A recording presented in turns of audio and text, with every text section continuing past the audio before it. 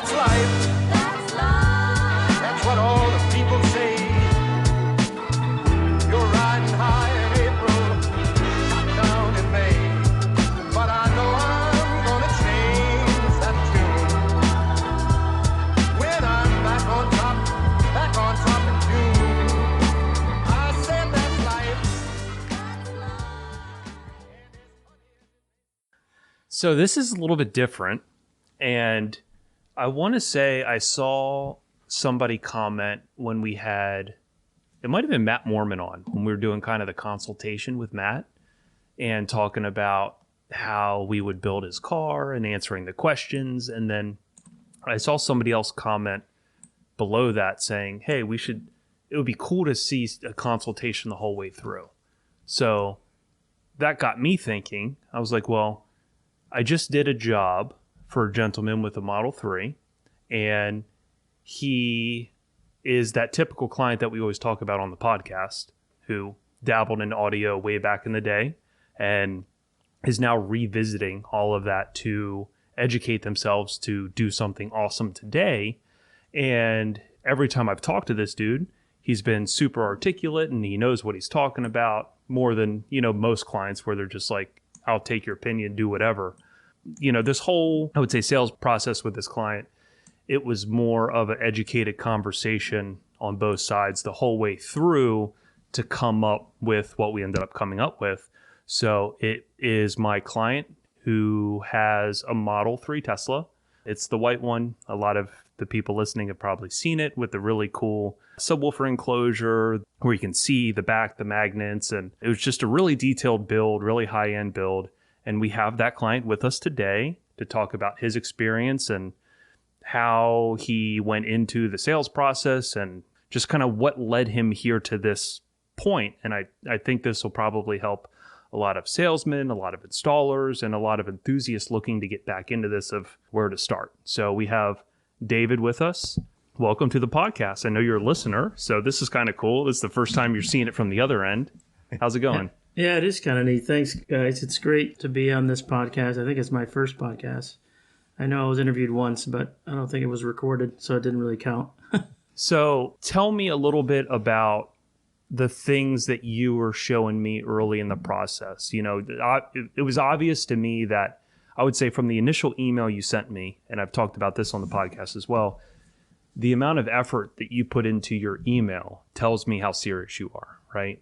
The amount of information you put in there is an easy way for me to weed out or prioritize the emails, right? If I see an email like yours or an email that's the complete opposite, obviously I'm going to respond to yours first. And for me, that a person that doesn't have a lot of time, that helps me tremendously. So seeing what you originally sent me, and then, along the way, you sent me a bunch of magazine pictures of prior cars you had. So again, that kind of let me know that you were serious and this whole thing was kind of important to you. So just kind of bring us back in time of your experience of car audio when you first started out.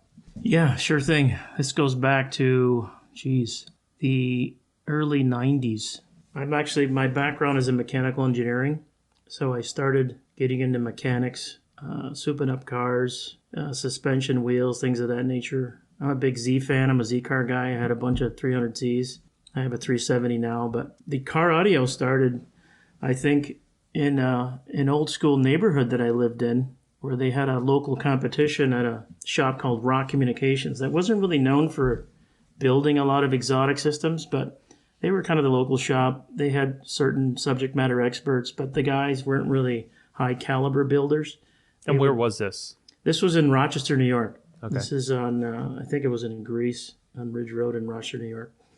So that's where I started. My first car was actually a beat-up Ford Tempo, and that was the first system that I built. A couple of 12s with a truck box with a couple of horns. I didn't know what the hell I was doing. And a cheap head unit and a big amp just to make something loud. But that local competition got me realizing that there are a lot of cars from the region that spend a lot of money on these systems, and they were pretty elaborate systems, and a few that I wasn't even allowed to listen to, hardly even look at. They were kind of secretive, and I was like, wow, so what's the big deal? And then there were the big show-off guys that had small cars with 10, 15s. And I'm like, how do you even fit those in there? They're literally surrounding the driver. It wasn't really functional at all. It sounded like crap. And I said, well, I want something in the middle here, something exotic and something that's not cheap, somewhere in the middle. So I started going to a few shows after the Ford Tempo fiasco. That was kind of a mess, but it's a learning process, you know? Mm-hmm. And back then we didn't really have the internet. So I had to find friends or go to the local shop and convince them to spend time with me to help me understand the technologies and the 12-volt sector, you know, and Ohm's law.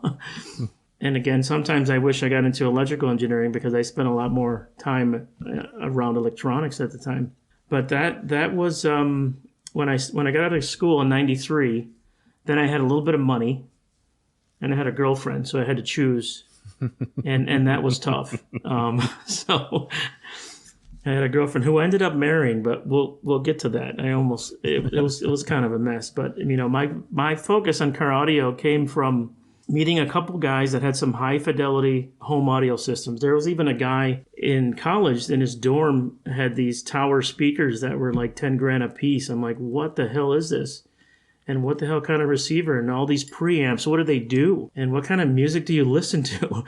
To have something of such high caliber. And that's when I learned a little bit about, David, this is what sound quality is. This is what high fidelity is in 1992, as opposed to a bunch of big subs with a Denon amp down the hall, some guy jamming. But that's when I started learning a little bit and reading magazines. A lot of the magazines I read were audio magazines, mostly car audio when I got into car audio.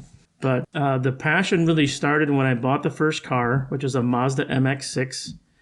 And then I said, well, I've learned a little bit.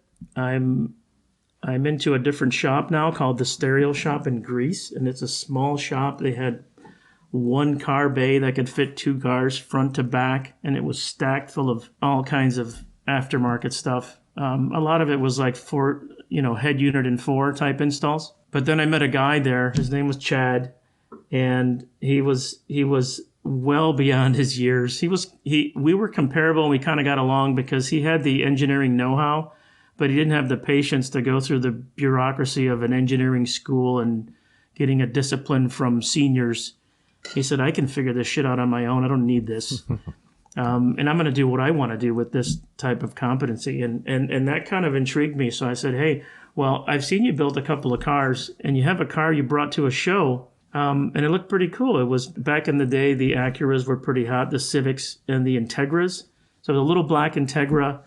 And the systems were basically Boston Acoustics, I think, were the speakers. And he built kind of a curved enclosure with a big Boston sub that had kind of that brass-looking magnet with a plexiglass curved window. And I'm like, wow, that's kind of cool. That's different. I haven't seen that at a show. And it actually sounded pretty good. But he was purely an analog guy. He hated anything digital. The DSPs were starting to come along, and time alignment and all of those processing terminology, and he hated all of it. He was purely an analog guy. So long story short, I kind of spent some time with him. I got to know the owner of the shop, and he was an employee at the time. I'm pretty sure he wasn't independent then. But he said, well, if you want to do something, it's going to take a lot of time. It's going to take some money. And I said, well, I got a little bit of money, and I have a new car, and I want to rip out the crappy system that I built in it, which was actually not that bad. It was a couple of Punch 45s, the little square ones, the classic Punch 45s, the HDs, I think. In the front, I think I had Boston Acoustics separates, and then two JL 12W6s. And we basically got together. We spent a lot of time together. He had a colleague there that had a BMW that they built a system in to compete with. So, but it was kind of a, they had to compete as a pro because they owned the shop, but it wasn't really a pro system. Mm-hmm. So I said, hey, I think you can do a lot more. So I'm going to challenge you a little bit. I'm going to give you my Mazda, and I'm going to talk to the owner. And if you guys can help me with the equipment, I'll pay you whatever you need to get it done. And in fact, I'll help you with it if you want me to. So it turned into, this was in 1995, early 1995. And we got equipment. We got a bunch of Punch 600s. We got 3 Punch 600s from Rockford. On the front stage, we experimented a little bit. We had a Boston Acoustics at first, And then we had Focal 8s in the doors, I think. And I didn't really know these brands. His distributors said, if you're going to build something and try to show what you can do and take it to comp, then this is the kind of equipment you need. Stay away from the other stuff. And there was, PPI and all the other popular things, Alpine, things of that nature. But so we settled with a decent Alpine head unit with a 4-volt pre-out, which is really important because shit in is shit out, right? So you got to start with a good source. The speakers, we ended up going with a manufacturer called Macrom, I believe. Is it Macrom, I think? Is that how you pronounce it? But there were a set of coaxials that we put in kick panels. So we built custom kick panels, which were kind of neat, and that was just starting to kick off. And then the enclosure, I said, we got to do something trick. So he built a single reflex bandpass for two 12W6s, wired in parallel. I think it was like almost 600 watts each from a Punch 600. Then we had the Punch 600 drive into 8s and another Punch 600 split to drive the coaxes up front. So the enclosure was pretty awesome. The enclosure had glass front and rear. I said, we have to do something different. If I want to compete, I want to win. I want to do this to win. It's going to get your name out there. It's going to get the shop's name out there. And I tell you, we spent hours and hours. I would literally rush from work at like 5:30 on the highway, just breaking the speed limit to get there. We'd plan. We'd buy materials. We'd start making components for the trunk and all the vinyl covered panels, and he was super anal. So he was more anal retentive than I was. If I showed you pictures of his staple work behind the panels, you'd go bananas because it's like 3 layers of staples and all perfectly aligned and perfectly 1.5 mil apart. This guy was just nuts about detail, but I like that because I said nobody's really doing this. When people take their stuff apart at the shows and you look at the insides, you look at their install manuals and the pictures, I'm like, that doesn't look cool. Even if you don't see it, it only takes a little bit more time to make it that much better, especially if you're going to be judged on it. So he took that to the nth degree, and I kind of like that. The problem is he would build a panel by hand using a tape measure and a circular saw on the pavement of the parking lot because we had a really small bay in the sun, and he would sand everything. He would use a belt sander to do crazy things. Like I would never use a belt sander to do that. He would literally make a panel 5, 6, 7, 8, 9 times. He'd throw shit through the wall, getting pissed off. I said, gotta be perfect. I said, dude, I can't tell the difference between panel 1 and panel 9. Just get it done. It's 2 o'clock in the morning. But the passion for both of us was there. Like I would never leave him hanging. He would literally stand by the trunk with the trunk open, looking in with his arms crossed, just looking in the trunk thinking, how the hell am I going to do this? How am I going to do that? So I give him a few ideas, and he's literally falling asleep while he's standing up. And one time he leaned forward and cracked his head on the trunk lid because he was falling asleep. And I'm like, dude, it's okay. Relax. We're at the shop. Don't worry. You didn't get shot in the face. But he'd go nuts. He'd go bananas, and he'd have a couple Mountain Dews, and we'd be back at it. But that's where I really, really said to myself, I'm going to do what it takes here. I spent all my money on this car. The equipment I got as a courtesy, which is cool because I was able to pay Chad a little bit of money. I don't think I paid him anywhere near what he was worth. We spent hundreds of hours on that car. I say we, which is me watching and giving him some guidance here and there. And every once in a while, actually a lot, he would get stuck. So I'd give him some kind of mechanical ideas to say, well, you can mount it by doing this. Can you build a bracket that can touch the top and the bottom at the same time? And then we would figure that out. And then I'd keep changing things, of course. As a typical customer, he's halfway through building the system. I'm like, oh, wait a minute. I want digital temperature gauges for all the amps. Oh, wait a minute. I want a little toolkit on the right. Oh, wait a minute. I want to be able to access my spare. Oh, that's a big one to throw in at the end. That's a big one, yeah. But we were able to do it. So the trunk was laid out with some stealth panels that had a raised logo of the Rockford logo. It was kind of a puzzle piece. It was pretty cool. We got extra points for that. We got extra points for the enclosure, which was ported through the rear deck in the factory speaker locations. And then the processing was Alpine, an Alpine EQ and an Alpine crossover, and we had no place to put it. So I said, let's put it behind the passenger seat. And he goes, that's kind of nuts. You don't want to put something there. I said, well, let's tear the seat apart and see how it's built. I said, it's a basic tubular welded steel structure with some springs and some foam and some fabric. What's the big deal? We put a panel in there. He mounted the 2 components. He had to basically cut off the faces of the components so it would fit. And I don't know how he did it, but all of the holes that he had to drill in the plastic of the rear panel, and we only had the one panel. I said, dude, I don't know if you mess up this panel, I got to go to Mazda. They don't have them in stock. It's going to take a week to get ordered. Don't mess it up. But we had like 30 holes drilled for this EQ and crossover in the rear panel so that when the panel slid in and you screwed it in, it lined everything up perfectly. And I said, "Oh, that's great, but the dials are all black and the car's tan. Can you paint them tan?" So all these changes, just that little bit more to stand out in the competitions.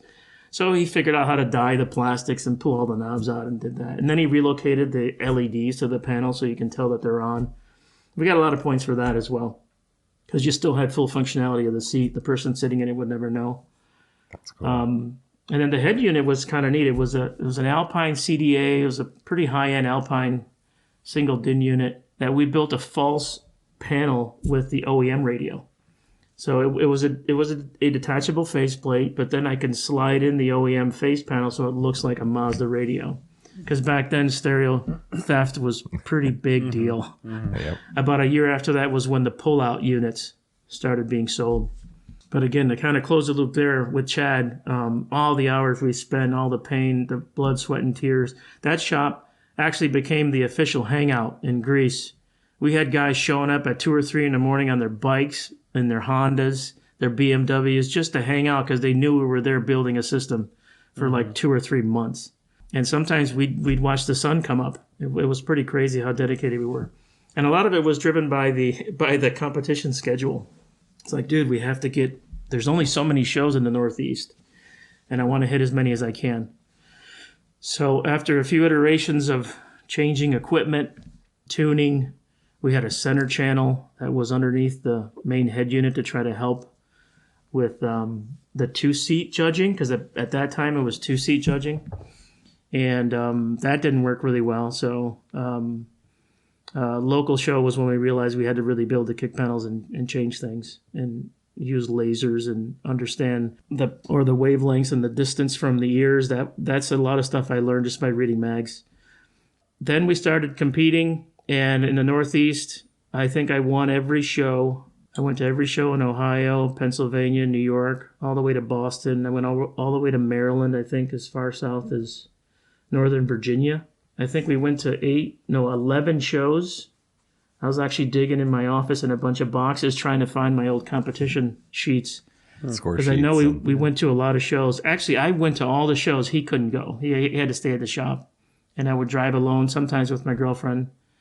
Sometimes I drive on a Friday night, get to a hotel to get to a show, and on the same day drive like from Altoona, Pennsylvania to Maryland in the same day. Like I'd run through the judging lanes and I'd say, "Hey, I got to go. I got another show." Wow. And then I went all the way to Maryland. But one time that didn't work. I drove like 5.5 hours and I said, I'm going to get there. I'm going to get there. Just give me a chance. Like, okay, we can't wait forever. And I didn't get there till like noon. And the head judge was like, "Sorry, it's not fair. These guys were here at 7 in the morning." Oh, God. And I had to sit there and wait and watch my nemesis take first place. Because me and this one guy were kind of going to every show in the Northeast. Really cool guy. I think he was from Michigan. He had a Grand Am that had a really, really nice setup. Really clean, completely stealth, and sounded really good too. But that was his second year competing though, so he did have a leg on me. I don't know how he competed novice again. Maybe because he didn't win. But it's funny because he ended up winning IASCA finals, and I came second to him in October of that year. So it was really cool that I got to know this guy and meet him in the Northeast and go to a lot of shows together, and we had a little rivalry, but great friend. And Chad didn't really know what to make of it. I'm like, dude, your name's getting out there. People are wondering who the hell built this car. And then sure enough, there was something in a publication. There was in the back of a magazine where you might get featured if you have something cool. So I called the guy and I said, "Hey, my name's David. I'm from Western New York. I started competing. I won a lot of shows, so I think I got something unique. You wanna do an article on it?" And they said, "Well, we kind of ran out of time. The others are already done, but maybe we can fit you into this choices section." I said, "What's the choices section?" And I said, "Yeah, that's kind of the shit section where a guy's trying to make a good effort, but he's not one of the main cars in the magazine." And I'm like, dude. And Chad was kind of pissed about that. I'm like, dude, we're in a magazine. Shut up. It doesn't matter. My car, I was competing novice 301 to 600 watt. And there was a guy in Maryland that was one of the judges, and he came to me and he goes, hey, David, I want to talk to you because of the 5 judges we have, we're actually thinking you might come in as a runner-up for Best of Show. And I'm like, what? You mean Best of Show amateur and pros? He's like, it doesn't matter what category you're in. Everything you've done with your car we thought was pretty awesome. At the end, I didn't get Best of Show, but I thought it was pretty awesome that this guy came up. And of course, I'm providing this feedback back to Chad to say, dude, I think we got something going. I'm going to keep going. I'm going to see how many shows I can win. And I think I got 11 first place trophies. And then we had to prepare. I got enough points for finals. So I was like, shit, I'm going to finals, dude. And he brought a suitcase full of tools. I'm like, dude, what do you expect to do there? We got the system pretty much done. He goes, no, we got the sound just isn't right. The separation isn't right. The stage is not high enough. We're going to have to tweak the mounting of those macroms, and we're going to have to mess around with the crossover a little bit and try to get things to level up high. And I said, okay, fine. So I ended up partnering with a bunch of other guys that were coming from all the way from, I think, North Carolina, with a truck that was driving up the East Coast and was crossing New York. So I got on this giant car carrier. I don't know how I got the money to do it, but all the other cars were going to the same competition. I'm like, this is cool. This guy's just picking up cars on the way. So then the car got there. I got on a plane. I flew down, and then Chad met me there the next day. It was a blur because I didn't get to enjoy the system at all. Every week, every show was taking something apart, changing something, tuning something different. We changed speakers. We were changing things in the judging lanes at finals. Oh, gosh. It was that nuts. And I hadn't slept for like a week or two, just going crazy, driving all over the place. And Mountain Dew was my best friend at the time. Matt, Mountain Dew is what we used to drink before there was Red Bull. Oh, I remember. Yeah, that's right. I drank Mountain Dew too. You know, it's funny. Even to this day, Mountain Dew is the only thing that'll keep me awake. Coffee doesn't do it. Jolt doesn't do it. Nothing does it. Just Mountain Dew. Matt, Jolt was the original. Jolt, right? Yeah.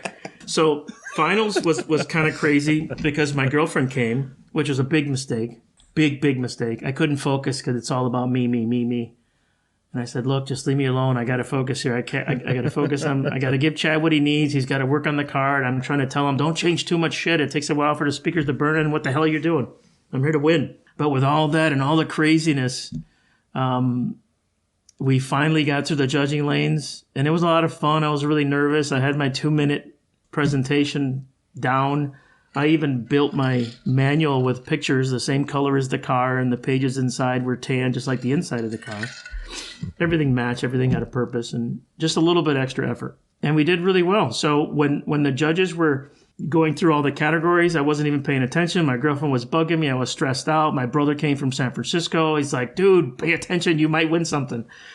And then I got called to be one of 5 on the stage. And then it kind of hit me a little bit. I got a little numb. And then 5th place was called, and it wasn't me. 4th, and then 3rd. I'm like, holy shit, it's between me and Mike. Son of a bitch, Mike, with a piece of shit Pontiac Grand Am. That again, the system was cool. The car I thought was garbage, but the system was cool. I always bust his chops about that because I'm an import guy. I've always purchased imports.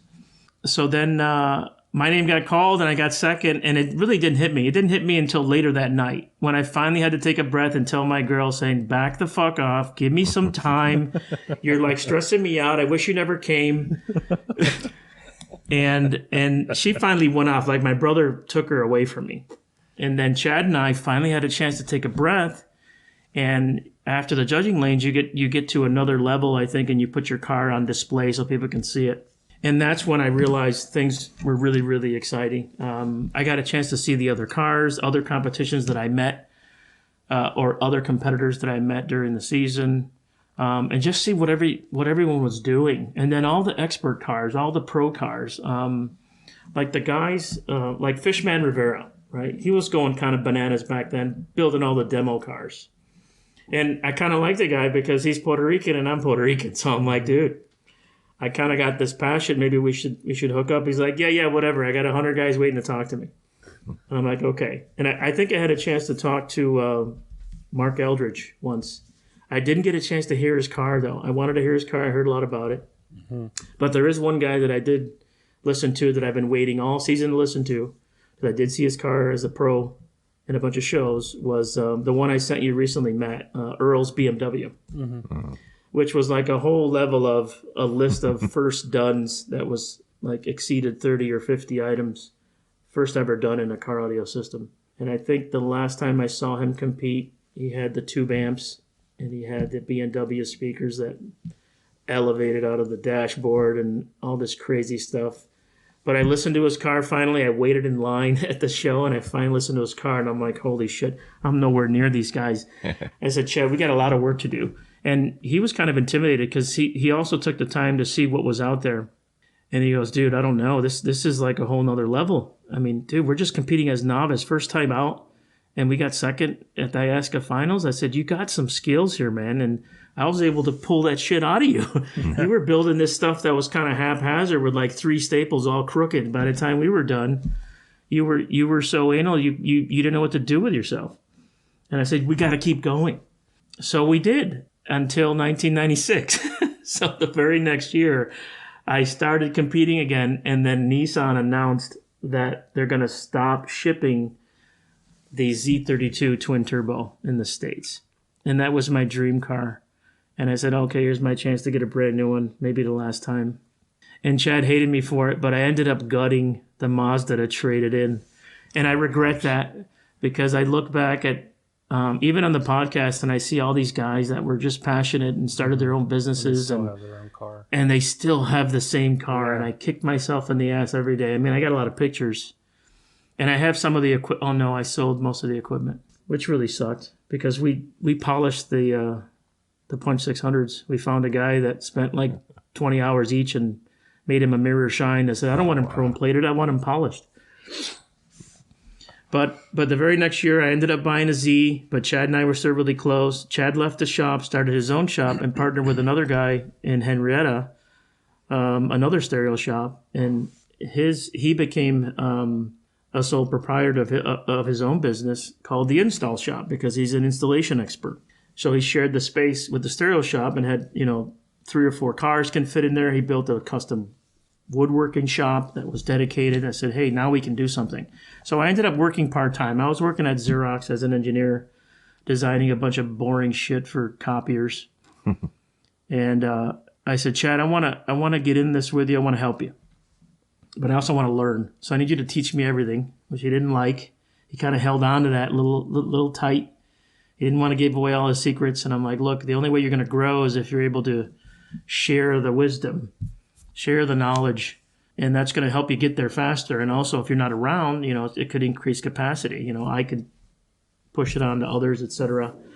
And we hired a few people, or rather, he hired 2 more people because his name was getting out. All the local distributors, like, I don't know how far they drove, but in the region, anywhere from, I think, North Carolina to Indiana, the distributors for all the OEMs that his shop was representing, all the manufacturers for the car equipment, they wanted him to build their cars for their employees so they can demo in their regions. So we had cars coming from all over the place just because of the Mazda. And inside the store, they put the wooden plaque with the pictures from the magazine. And so everyone got a chance to look at it when they came into the audio shop. But the name got out. His reputation got up there. And he was booked a long time with some of these cars. The demo cars he would get done in about a week or 2. He couldn't do too much because he had a lot of the stuff that paid the bills he had to do. But he did a lot of cars. He did a car for Kenwood. He did a car for Zapco. I can't remember who else. It wasn't PPI. Oh, no. I can't remember the other manufacturers. But he was building a lot of cool cars, right? Not for competition, but just to show the equipment. So then things changed dramatically for me. I said, okay, I have enough experience. I have a little bit of know-how. I have a guy who knows what he's doing. He has a good shop now. So I decided to leave my job at Xerox. I literally left a cushy engineering job where I was working about 2.5 days a week, making a lot of money, playing golf every other day with all the other guys. I said, hey, Dave, it's 11 o'clock. What are you doing? We're going to lunch, and we're not coming back. So I did that for a while, and I said, I can't do this for too long. I need to be challenged. I need to learn something new. I need to expand my skill set. And sitting at Xerox, fat and happy, is not for me. And this was in 1999, I think. So I spent a couple years with him at the shop part-time. And then in 99, I left, and he ended up leaving that shop and started his own thing on Jefferson Road in Henrietta. Just his own brand called The Install Shop in a building that was partnered with the Tint Shop. So the Install Shop, the Tint Shop, and then we morphed into what was called at the time New Image Motorsport. So we started doing everything. Not just car audio, we did suspension for all the imports. We did wheels sets, we did everything. Suspension, bolt-on engine stuff, a lot of the easy stuff. And then we got into ground effects kit because the paint shop was right next door. But I was kind of the business guy, and Chad was the installation guy. I said, you have never been able to get more than like 500 to 600K in gross revenue every year. I said, I can come in and build this for you, but you got to let me do what I know how to do. And you got to keep teaching me what you know, because I'm going to build my own demo car. So we did that for about a year or two, I think. And we're talking 7 days a week, 20-hour days. I helped build the sound room with all the head units and all the separates and all the subs and a bunch of amps and a huge switching mechanism that we bought used to demo everything. We had the BMW that he built for a friend in the showroom floor. And we partnered with a bunch of distributors, a bunch of OEMs to get good deal on product. We were experimenting with a lot of stuff like Planet Audio. I don't know who made that stuff, but stuff that would just get out the door. It was better than OEM. It wasn't super high quality. It was cheap. You can install it easier. And for most people who don't really understand high fidelity, it's like, oh, this is 10 times better than my factory system. Mm-hmm. So the average deal, I think, for car audio, not just head unit and 4, but head unit 4, a 1 amp and a sub, those are really popular. And then we got a bunch of guys that were kind of mid-market that said, I want a little bit more than that. I want a couple of subs. I want a custom enclosure. I want something a little more aesthetically pleasing. That mid-market was kind of the meat for us. So when I called you, Matt, this is where you kind of reminded me of Chad. I said, this guy's making some detailed stuff. And he knows the Teslas, which a lot of people are afraid of. But trying to close the loop on that part of the story, after we finished at the shop, I would stay at the shop and I would start working on my Z, that 1996 twin-turbo Silver Z that was my dream car that I gutted the Mazda for. And I said, well, I'm going to make up for it with this. And because now I'm part of the business and we have all these relationships, the guys in California at Zapco, they gave me a bunch of amps. I have a Z600 and 3 Z300s. In fact, I still have the original Z600 and I have 2 of the Z300s.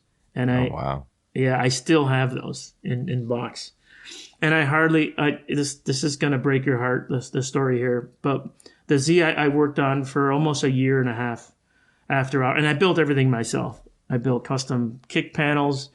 I built, in addition to the door panel to house a big 8, I built 4 sealed enclosures for 10 W6s. And the front stage was a company called CT Audio. It was a 6.5 inch with a coaxial, a separate tweeter that was mounted with an aluminum bar to kind of make it a coaxial.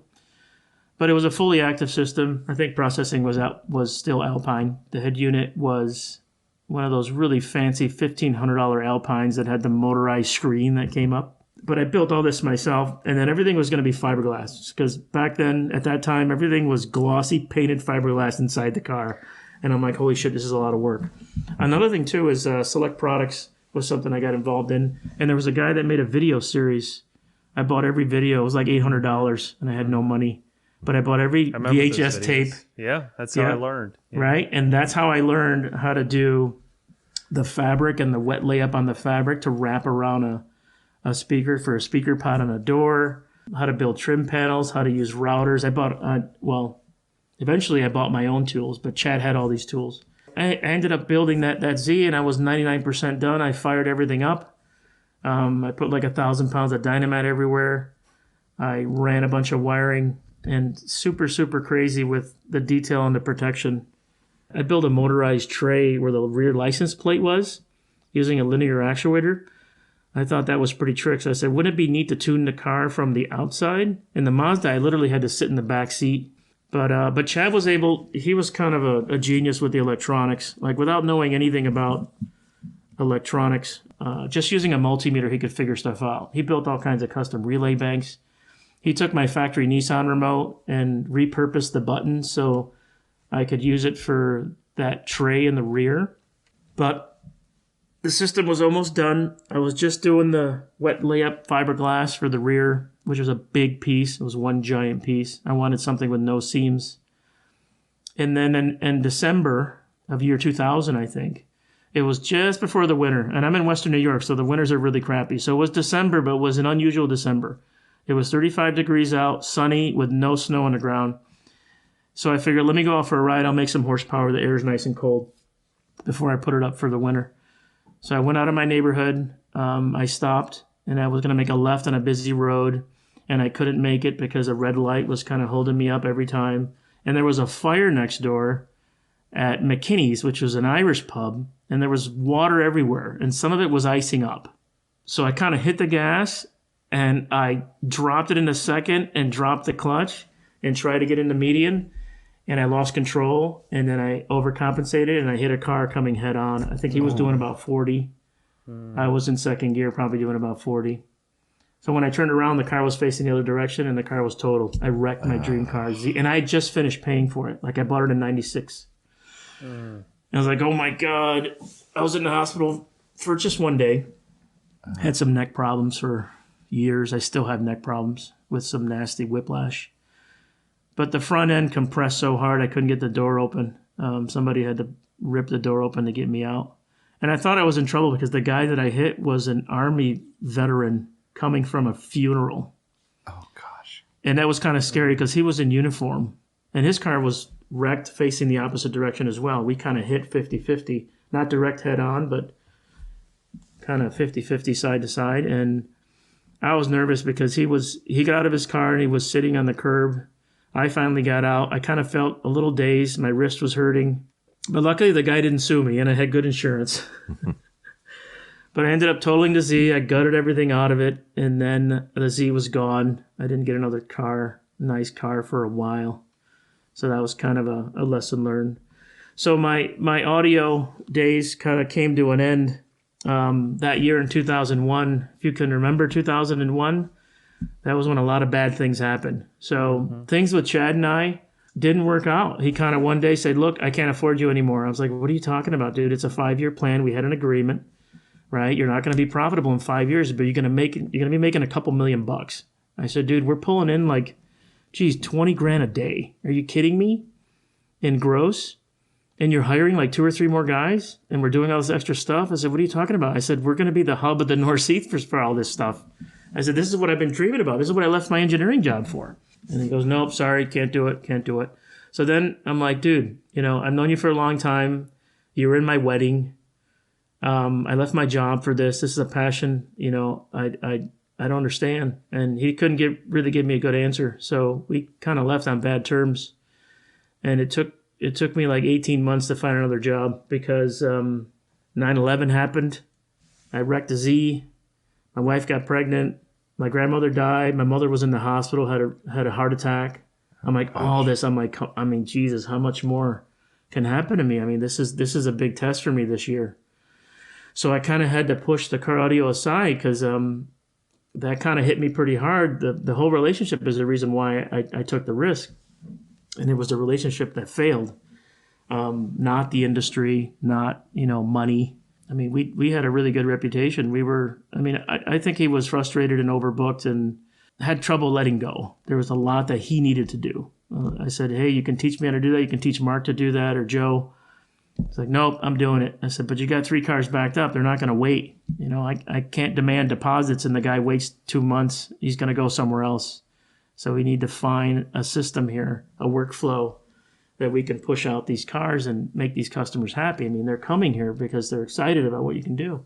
So that was my in and out of car audio. I ended up getting back into, I got into telecom actually, which kind of sucked. It was my first technical sales job.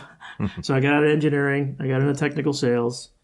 I did pretty well, learned a lot, then moved on and changed careers multiple times. If you look at my LinkedIn, you'd wonder, David, what the hell do you want to do with your life?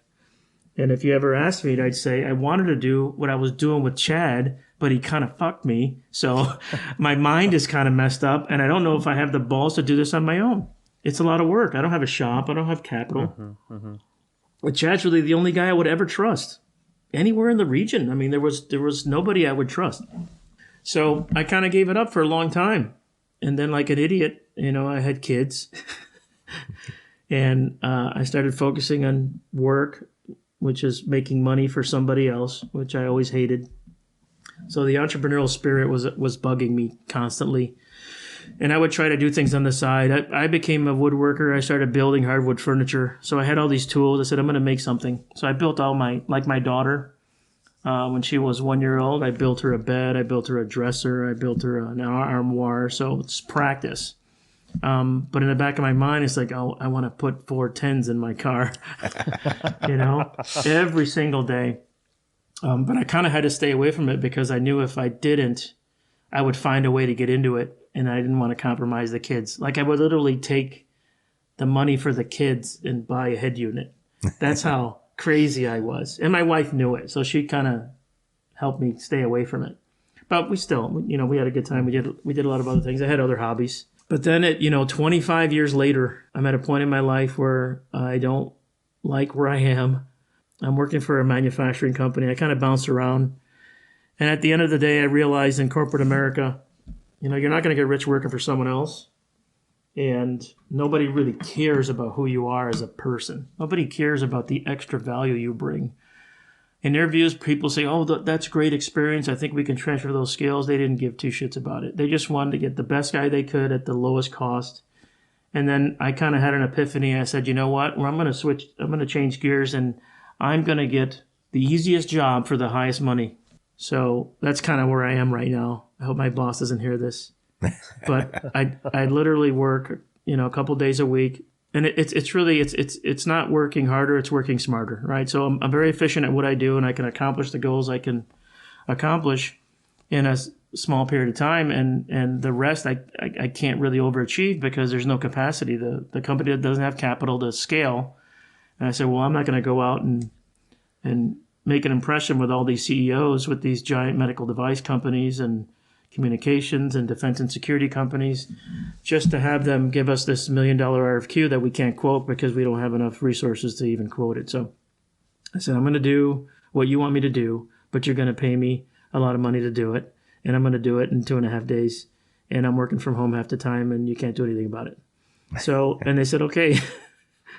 So I've been doing that for 5 years. In the back of my mind, and I've been through a couple of cars. I haven't purchased a lot of cars. With the jobs I've had allowances to lease cars. So I've had like an Alfa Romeo Giulia. I had a Lexus IS350 fully loaded.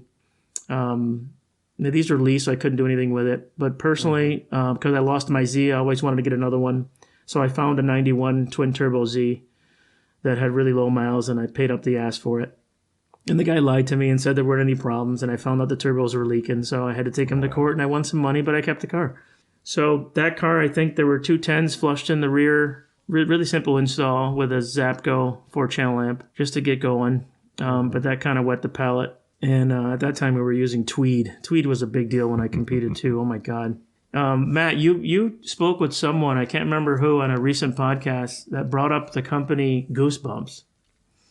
And as soon as I heard that, I remember a guy I met in PA, and I'm like, oh, yeah, that car was a Goosebumps car. It was some old 40s or 50s hot rod. The entire interior was Tweed. The whole dash was custom made. You couldn't see any speakers. So I sat and listened to his car. He competed as pro. I said, oh, my God, dude, it sounds like she's sitting on the bumper, and she's 7 feet tall. Like, literally. Like, if the glass weren't there, I'd reach out, and I'd have to go out about 7 feet before I could touch her face.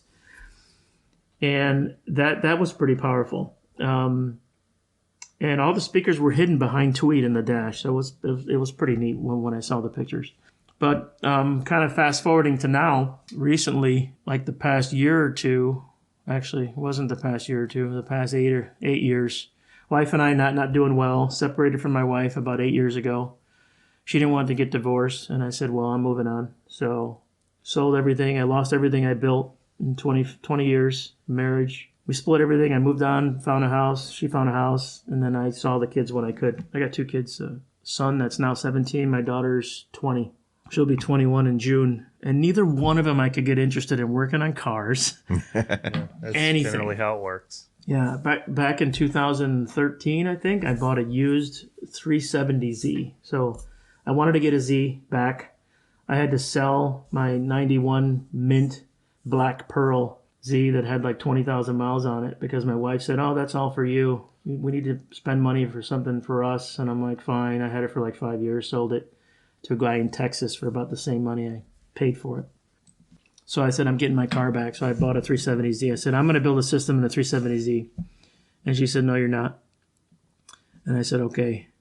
So I still couldn't get it. I was doing a little bit of research online. The shows are kind of dead up here in the Northeast. All the shows are like in the Midwest and the West and South now. There's really nothing around here that I can go to. Not compared to, 1995. There were like, 7 shows within 5-hour drive. Yeah. So the 370Z is not like the best car to build an audio system. Not a lot of room, and it's a hatchback. So I still have the Z. Hopefully, I'll still have it after the divorce. I'm struggling with that right now, hoping not to lose it. But I bought the Tesla. I actually bought a Tesla in 2020. I waited when the Model 3 came out in 2017, waited a few years, see if this is really going to pick up. And I literally bought the Tesla to say, holy shit, that's just a giant battery. Mm-hmm. And you guys can relate, I'm sure, chasing the ghosts for alternator noise or, I got 1 point deducted in finals. And the guy said, there's no alternator wind. We spent a lot of time running wire and insulating wire to make sure we didn't get any noise or any flux induced from the factory OEM wiring harnesses. And the guy says, I got to take 1 point off because, and he made up some crazy weird magnetic flux reverberating from an OEM something that's exciting the tweeter. And I'm like, what are you talking about? I don't hear anything. I said, even if you put your ear on the tweeter, you don't hear anything. I said, Dave, he said, David, nothing's perfect. And this was after the competition. The judges are pretty cool to talk to us. But yeah, we spent a lot of time trying to get rid of noise, right? Noise and ground loops and alternators. And, I upgraded the alternator in the Z when I built it. And no matter what I did, and, Zapco is all Symbolink technology, so that's supposed to be really good for keeping noise out. But we still had issues with it. And maybe it was a Nissan, the negative grounds, depending on the ground loops, it's just who knows. But yeah, the Tesla I bought in 2020, and I spent a lot of money for that car. I bought a red one with a white interior, and it was a performance. And I said, this is the car I'm going to build an audio system in. I said, I don't give a shit what anybody says. I have money. I'm going to do it. I just got to find somebody to do it. And if I can't, I'm going to build it myself. I still have most of my woodworking tools. I got to get out there and learn what's been happening in the scene with all the equipment. And all the equipment's changed dramatically. I had no idea. When I talked to Matt for the first time, I was pretty honest. I said, dude, I have no idea. I'm used to Alpine. I'm used to Rockford Fosgate, Zapco. And a couple other weird brands. I said JL was a big one too. And I built a couple systems for friends over the years, but really simple, like a head unit and 4 and maybe an amp with an enclosure for a sub. But that didn't really excite me. So, but the funny thing with the Tesla, we all know that the Tesla build quality is kind of crappy and the paint job really sucks. And it was red and it looked like it had 5 different shades of red. And I drove it for a year, and in the winter here with all the rock salt, the car chipped like crazy. I had 10,000 miles on it. And I've driven Lexuses and Alphas and Nissans throughout the winter here on leases for 3 years and never even washed the car. I didn't care. I just gave it up after lease. And never had a chip. and Tesla paint just sucks. I actually forced Tesla to buy it back. I said, because they wouldn't fix it. I said, well, I'm not going to invest in a system when the first thing people say, wow, your paint job kind of sucks. Is it a new car? It's like, yeah, it's Tesla. But the funny thing is that I was kind of hooked on Tesla because the technology and the performance was so good that when they bought the car back, I just bought another one. I ordered another one, but I ordered a white one with white interior, and I didn't get the full self-driving because that was $15,000 wasted.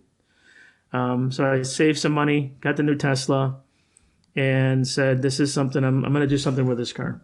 So I said, okay, I'm still learning about car audio. So I did the wheels, I did the suspension, and then I did a carbon ground effects kit. I said, all right, I'm spending all this money that's supposed to be for car audio.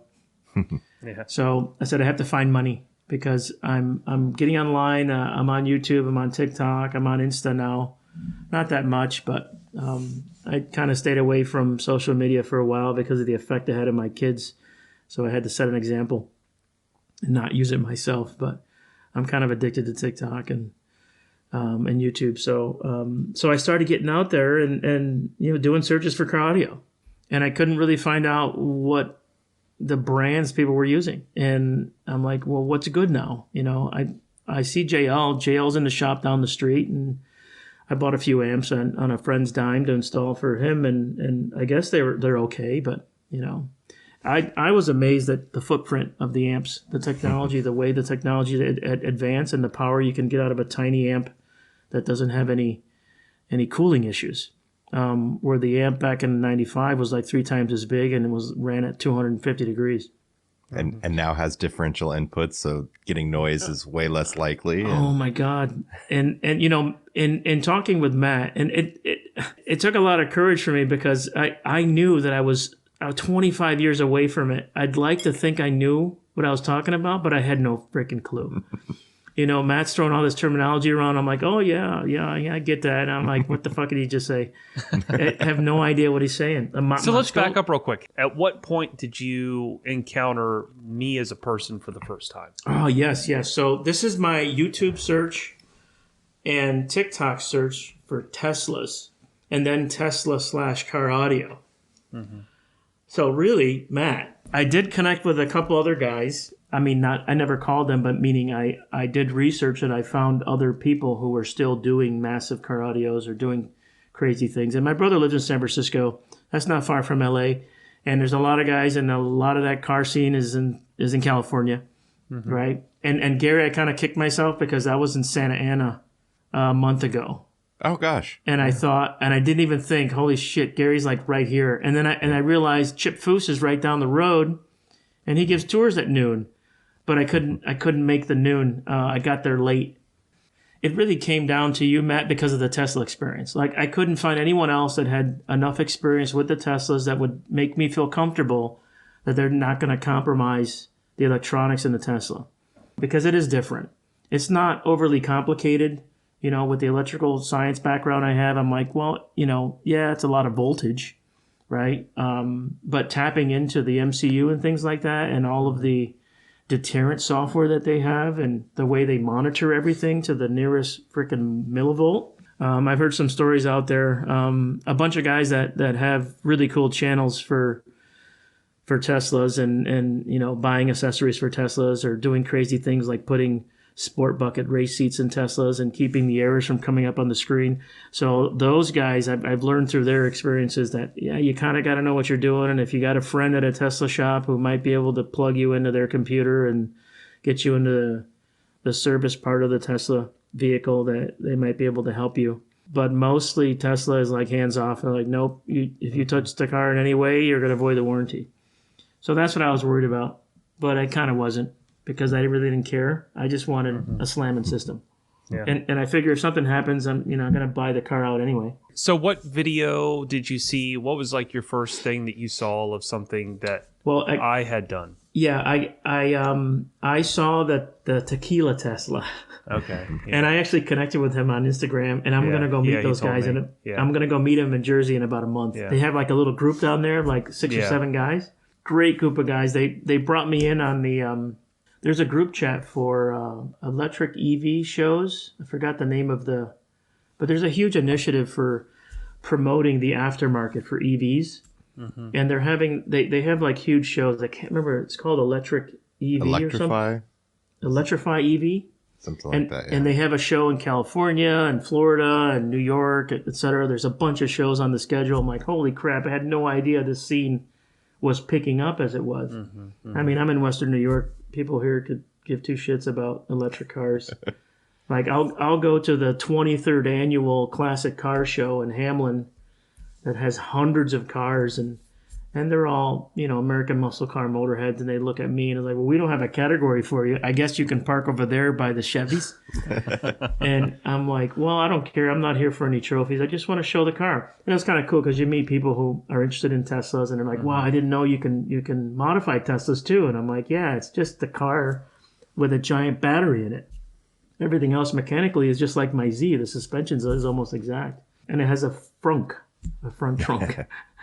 But yeah, Matt, so the tequila Tesla, I'm like, holy shit. That's something that looks pretty wild. And, you know, that guy saw the car you built for me and said, holy shit, your car's 10 times better than mine. Dude, I can't wait to hear your car. I'm like, dude, I think your car's wicked. I can't wait to see it. So I don't know. I haven't seen one of your systems in person.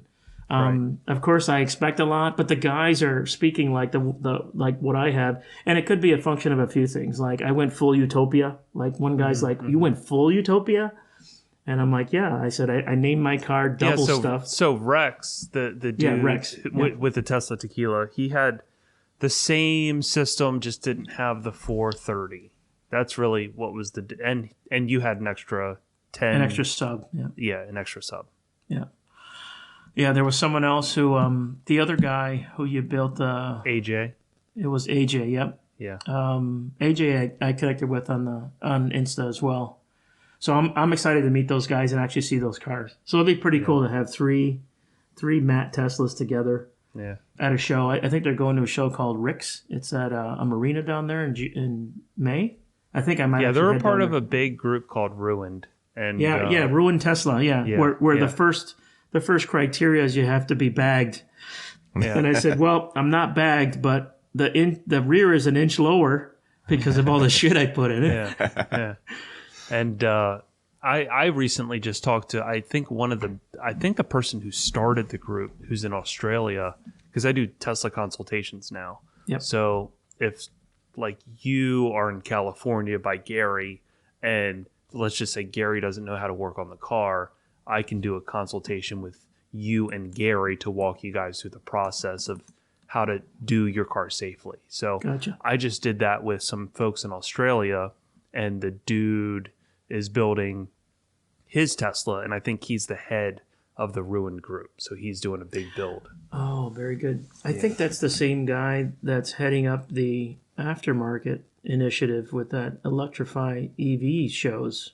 Yeah, but AJ, he had his, obviously they're all three, or I should say those two are show cars. So it was built for the show car, right? Because whenever we have the consultations, it's like, all right, what are your expectations and what do you want out of the system? Do you want it to be show? Do you want it to be all performance? Because I need to understand as a salesman how to manage the budget, right? Because obviously if you want the sub enclosure that you have, like that's going to eat up a big portion of the budget, right? Depending on who you are or what your budget is. So I need to then manage the product that we're using in accordance to the install that we're doing. Whereas obviously they show their cars all the time. So the install is always, front and center. So AJ was the first one we did, to where a lot of the ideas behind that was for show. And then we did like some of the Focal D-Class amplifiers. We did like the Illusion. So still a decent system, but it's nothing to the scale of like what you and Rex have. And I would say that obviously yours, sound quality wise, is better than Rex's, even though Rex's is still pretty special just because like you see all the stuff in the rear and you see the tequila bottle. You don't really see the sub. You see the sub through the tequila bottle, but yet you hear that bass extension so clear in the dashboard, and it just really mind fucks you that all of that sound is coming through that whole area, not making any reverberation or noise or anything. And then all of a sudden, like, you hear this distinct image on the dashboard of the subwoofer, but you're not hearing the noise from the back. And I think that the big special part is the subs. Those subs are amazing. And, you know, I just did a full BRAC system in this Camaro. And for me, I'm just like, man, I wish I had the Utopia subs in here. Oh. What did he use for subs in that Camaro? The Brax ML10. Oh, the Brax. Okay. Yeah. Yeah, I saw one of your first TikToks on that. Yeah, It's I mean, also they're that's a good, very So different. serious. but That's yeah, a very it's- different. It's a different car. Yeah. And a Yeah, different, It's a different car, speaker different location. interior, different setup. Yeah. Right. So it's hard to compare, but man, those 10s are special. So Okay, so I have some questions. So, David, your first reach out to Matt was via email. Is this what Matt was saying? Was that it was a Yes. very detailed email? How many times did you write that email before you sent it? Oh my god. I literally felt like, holy shit, I'm so behind. I don't want to embarrass myself. I don't want to come off as someone who, oh, I used to compete. I placed second in finals. I know my shit. I'm like, because I clearly don't. But I want to come across as someone who, you know, has a certain level of interest, right? Serious interest. Like I wanted him. I'm sure he gets hundreds of calls with people that say, "Oh, I want this. I got a couple $1,000. Can you do what you did in that Tesla?" And they just don't get it. Yeah. Yep. And I knew that takes a lot of work, and I knew that I'm not getting any free labor like I did back in the day. And I knew that the equipment, like when he mentioned a couple of brands, and I started looking them up, I'm like, holy shit, dude, that amp is $2,600, and that's just one. Right. I'm like, okay, my idea of budget for the system that I want has now elevated itself to something where I need to sell one of my kids. And that email, I did write a few times. It had to be short and sweet. It had to be concise. You know, I've been in sales for 20 years, so I'm thinking, okay, the hardest part is not to talk too much and to give them the impression that I am a serious buyer. So I had to do a little bit of research. So when I found his website, I basically looked at every single job that he did, whether it was a Tesla or not. I went to his YouTube channel and watched every single video, like literally all of them, before I decided to reach out to him. And I think it's almost like binge watching Netflix. When I found that website, I'm like, holy shit, I got to watch that video. I'm like, holy shit, look at that GT3 Porsche he did with the carbon. I got to see how he did that. I want that for my car. So that was kind of fun because that kind of sparked the energy to say, I'm going to make this happen. I don't care what it takes. And I think that goes back to the passion I had before, where I was willing to leave a career to do something in this industry back when it was so hot. And I feel like I missed out. And I'm thinking, you know what? I didn't, because 25 years later, it's still there, but it's different. And it's in different areas, and it is growing a certain degree, especially with me. The interest was the EV market. I mean, I know anybody can build. Anyone of Gary and Matt caliber can build anything in a 12-volt vehicle. And there was a guy in Sacramento, SMD. Oh my God! When I saw his site and I started seeing his videos, the guy is so funny. And I thought, okay, maybe I won't pick Matt, and I'll find somebody on the West Coast to put 6 10s in my Tesla. Somehow they can squeeze them in there, because I want headroom, and I started realizing, no. I'm an SQ guy. I've always been an SQ guy with a lot of headroom. So I don't want to sacrifice SQ for headroom is kind of how I gave Matt the impression of what I'm trying to accomplish. But I also wanted something trick. Yeah. You mentioned that numerous times, which is I was like, dude, but it's got to look cool. It's got to be trick. I mean, it can't just be 2 subs firing down and you can't see them. Those subs are like $1,200 a piece. I want people to see them. So, and I don't know if he told you, Gary, but I wanted 4 10s in that Tesla. And I wanted 2 8s in each door. And I was like, come on, you can do it. And I said, well, I don't think Matt's a pushover like Chad was. He would do things that were near impossible, or he didn't know how to do it. He would figure it out on the way. And I said, I got the money, figure it out. And I got a show in 3 weeks, so you got to do it. I wasn't going to push Matt because Matt, I'm sure, could say, David, I don't need your business. Stop giving me a hard time. I'm booked for a year. I had to be a little POC. You did talk me into the second sub, though. That was... Yeah. There was no way I was going to settle for a single. I said, I know it's a 10. I trust you, Matt. The output, but I need at least 2 subs. I mean, my car is named Double Stuffed. So I need 2 tweeters, 2 mids, 2 8s, and 2 10s. And it's a dual motor and all that shit, right? So Matt, so after I sent them an email, Matt and I had a chat, and I was really intimidated at first. I said, I haven't done enough research. I don't really understand these amplifiers made out of Italy. I don't know what Astel and Kern is, and I'm like, holy shit, there's some education here. So after the first call, I think I took some time. Matt gave me some good guidance. He gave me an idea on budget, which basically tripled immediately in my head. And I'm like, okay, I'm not going to waste Matt's time until I figure out what I want to do, and whether or not I can financially do it. So we came back a few times. I sent him a few emails, and then he gave me some homework, which was really cool. So I think from a sales perspective, Matt was really good at explaining to me. I think we had a good base because he knew that I was in the industry and I had a certain level of quality expected, not only an SQ, but the install. So he just had to bring me up to the 21st century when it came to car audio. And he did a pretty good job of that because I didn't have to do too much research to find out that Moscone is pretty damn good. I didn't have to do too much research on Focal because I was familiar. I had the 8s in the doors back in the day. But for the front soundstage, I had no idea. So I did the research on that, on the beryllium tweeters, and on the subs. And the subs, I saw the specs. I'm like, there's no way. I said, there's no way. I said, we're putting twice as much power in those subs that are spec'd. And I know back in the day, it's always good to overpower than underpower because you can always turn back. And when it comes to SQ and noise floor, that's a big thing for me.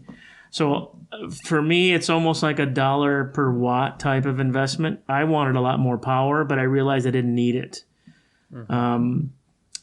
I didn't need that much power because even back then, that Punch 45 I had, man, when you bridge that to 2 ohm on a sub that was a DVC sub in parallel, I'm like, holy crap, that little tiny amp that would overheat if you push it too hard. You can do that with an amp now with like 3 times as much power and half the heat. So, right. That Punch 45 loaded down was probably 400 watts back in the day. Yeah. It's rated for 22.5 watts by 2. It'll probably do, right.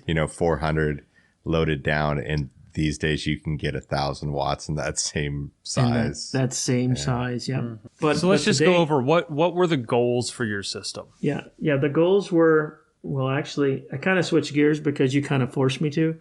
I wanted to have the trickiest install and pack as much stuff as I could in that car. And it wasn't necessarily to compete.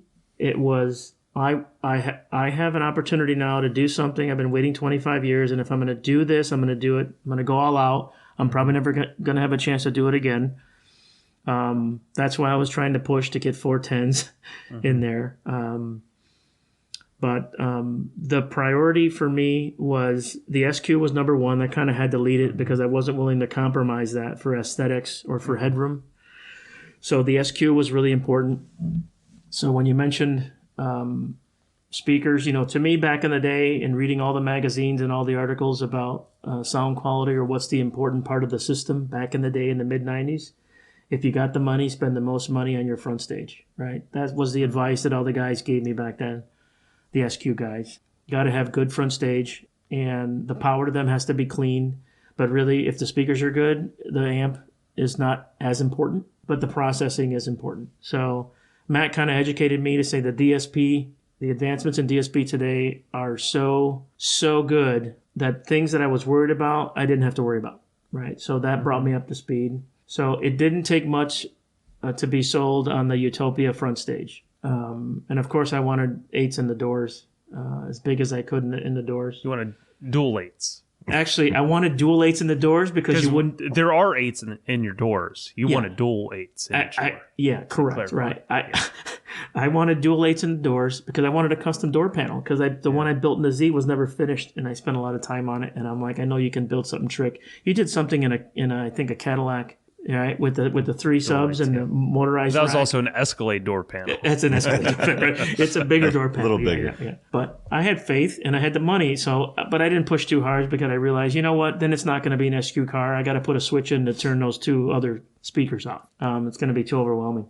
But yeah, so then Matt and I started talking about the aesthetics and things that I wasn't. I did end up compromising a lot, but I realized it's probably going to be worth it because the budget was shifting. The budget was shifting. I wanted that budget moves up real quick when you start adding double of everything. Yeah. When we decided on Utopia M, and I'm like, okay, I got to power them. And then you mentioned Moscone. And then I actually looked at Brax, and I'm like, nah, I can't do Brax. And I looked at a few others, and I'm like, oh, those are kind of up there. Those are upper echelon. I'm not there yet. And Moscone I read a lot about. And then the Moscone, the 430 came out in November, I think. And you and I were talking around that time. Yep. And I don't even think you mentioned the 430 until a few meetings later because you actually got a hold of one or they started shipping them. Yeah, I think we got one for our shop Tesla. You got one for shop. shop. Done. Yeah, it's still not done. Yeah, so I did read about it and I saw a couple of videos and I wasn't really concerned about heat, but we ended up talking about that. Of course, right. But the guys that were reviewing that amplifier, that I don't remember the names, but these are upper guys out of Europe and some guys in the U.S. that actually have their own companies and design their own speakers and guys that were just audiophiles, period, for their whole lives. They were begging Moscone to build this amp. They're like, please build this amp, please build this amp. So a Class A B amp that after 30 watt kind of blends into B with some proprietary technology, even though it was still based on MOSFET, which I thought was really interesting. And I said, there's got to be a trade-off here, and it is. It's a heat because it's very inefficient. But it's the purity of the sound is something I learned to appreciate. Not when I picked up the car because I was kind of burnt out with like 3 days no sleep and I was kind of a zombie there. So sorry about that. I kind of ruined that experience. I was looking forward to it so much. But then I realized, yeah, we're going to have to do Moscone. And for $1,000, yeah, I'm doing that 430 because it's, there haven't been many in the States that have actually used it.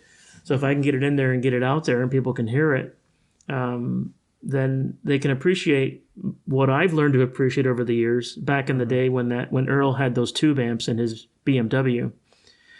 Over the years when Chad worked for the stereo shop, they had a lot of high-end equipment. MB Quart. I still have a couple Tower MB Quart with an SG Jolita tube amp for my office.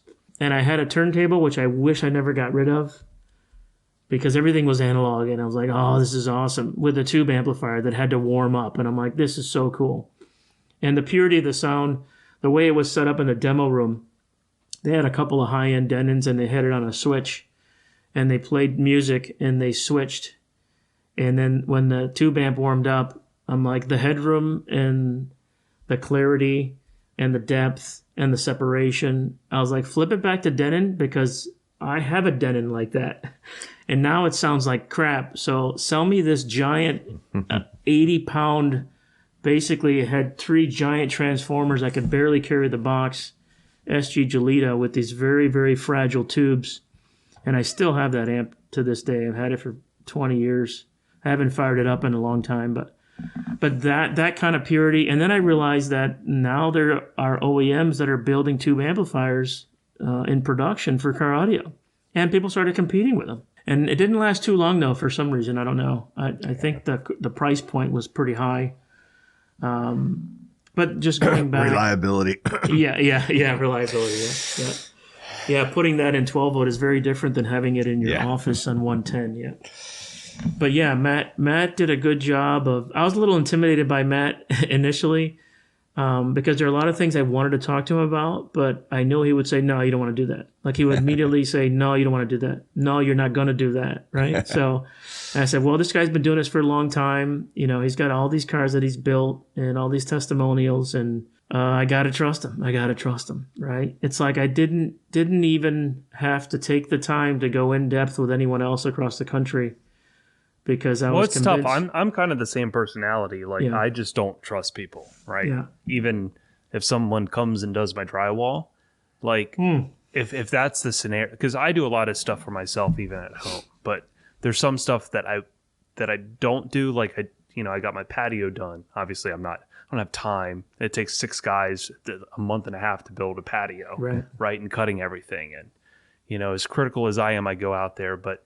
once somebody kind of starts educating you on something that you think that you know about, that's when I kind of give up my graces and be like, okay, I trust you.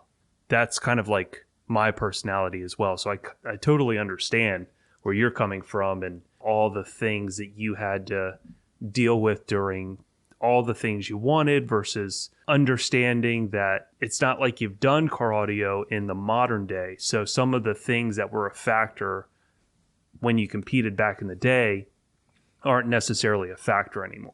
Again, the 410s, like for me, I don't do a job, or I won't do a job with equipment if I feel like I can't, integrate the equipment in properly where the car is still functional, serviceable.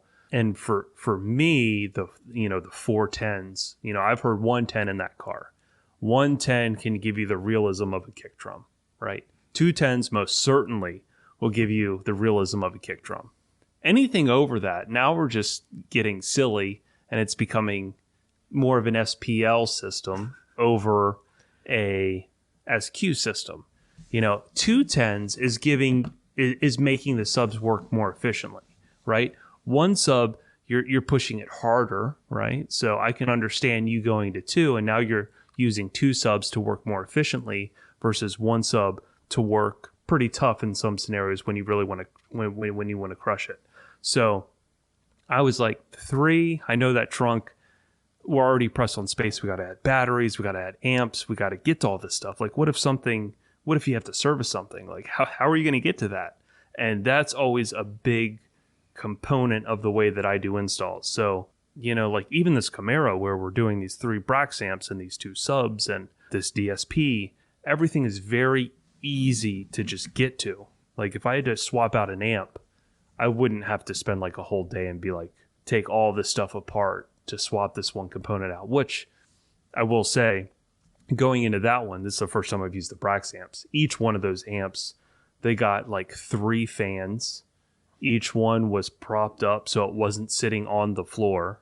So there was air that could move underneath of it. But those amps still get super, super, super, super hot, right? So if you think your 430 gets hot, I mean, the Brax amps get super hot, Yeah, so when you explained that to me, in my mind, I said, I don't give a shit about any of that, Matt. I want fucking 410s in my Tesla. I literally was saying that over and over again. I said, don't let him get to you, David. Fucking make him do it because you want to show everybody. You see, you said it couldn't be done, and I got 410s in my Tesla, right? And then I don't know. You smartened me up a little bit. Because For the you're record, right. I mean, if anybody's out there listening and they really want 410s in a Tesla, call me. yeah, see, I was gonna. You beat Gary's me your to guy it. for that. I was gonna say in the back. I said, I could call Gary. I bet he'll fit anything in my fucking car. Right? I'll drive it across country. Heck, that might prioritize you to the top of the list. I don't Son know. of a bitch. I so wanted 410s. Fresh dude. air saw blades ready to go. And there's a method to the madness because of the history I had with the Z and all the work I put in the Z. And I think I sent you a pic of the 410s I had in the Z. And I'm like, I've always wanted 410s in my fucking car. And I can't get it even with Matt. Matt talked me out of it. But from a logical perspective, from a feasibility perspective, and yeah, I kind of got to fold a little bit when it comes to serviceability. But again, in the back of my mind, I could care less. So... That's Matt's problem if it breaks, right? But yeah, exactly. But budget kind of played a role. But I'm like, they're just 2 more subs, and I'm like, fuck, if I got 4 back there, I might as well put 4 in the doors, right? Because the car's name is double stuffed, so I want to stuff it full of much as I can, and it's all high end shit. But I'm kind of glad he talked me out of it because it would have taken 5 times longer. It probably would have cost me another 40%. I was going to say 4 times as much. 4 times? Cram No. that much more I'm sure Matt junk in there. could have designed some exotic fifth order enclosure with windows. I mean, I will say, surprisingly, you still have a lot of trunk space. Yeah, I was totally surprised. When I saw the pics, it was very deceiving. I had no idea the super depth of that deceiving. enclosure. Yeah. But then when I saw the specs, I'm like, 0.4 cubic foot for each 10. I'm like, that's not a lot of space. I'm thinking, fuck, I should have been hard on Matt. I want 410s. And, the thing for the cable is fine. I never used the cable. But from a functionality perspective, it made a lot of sense.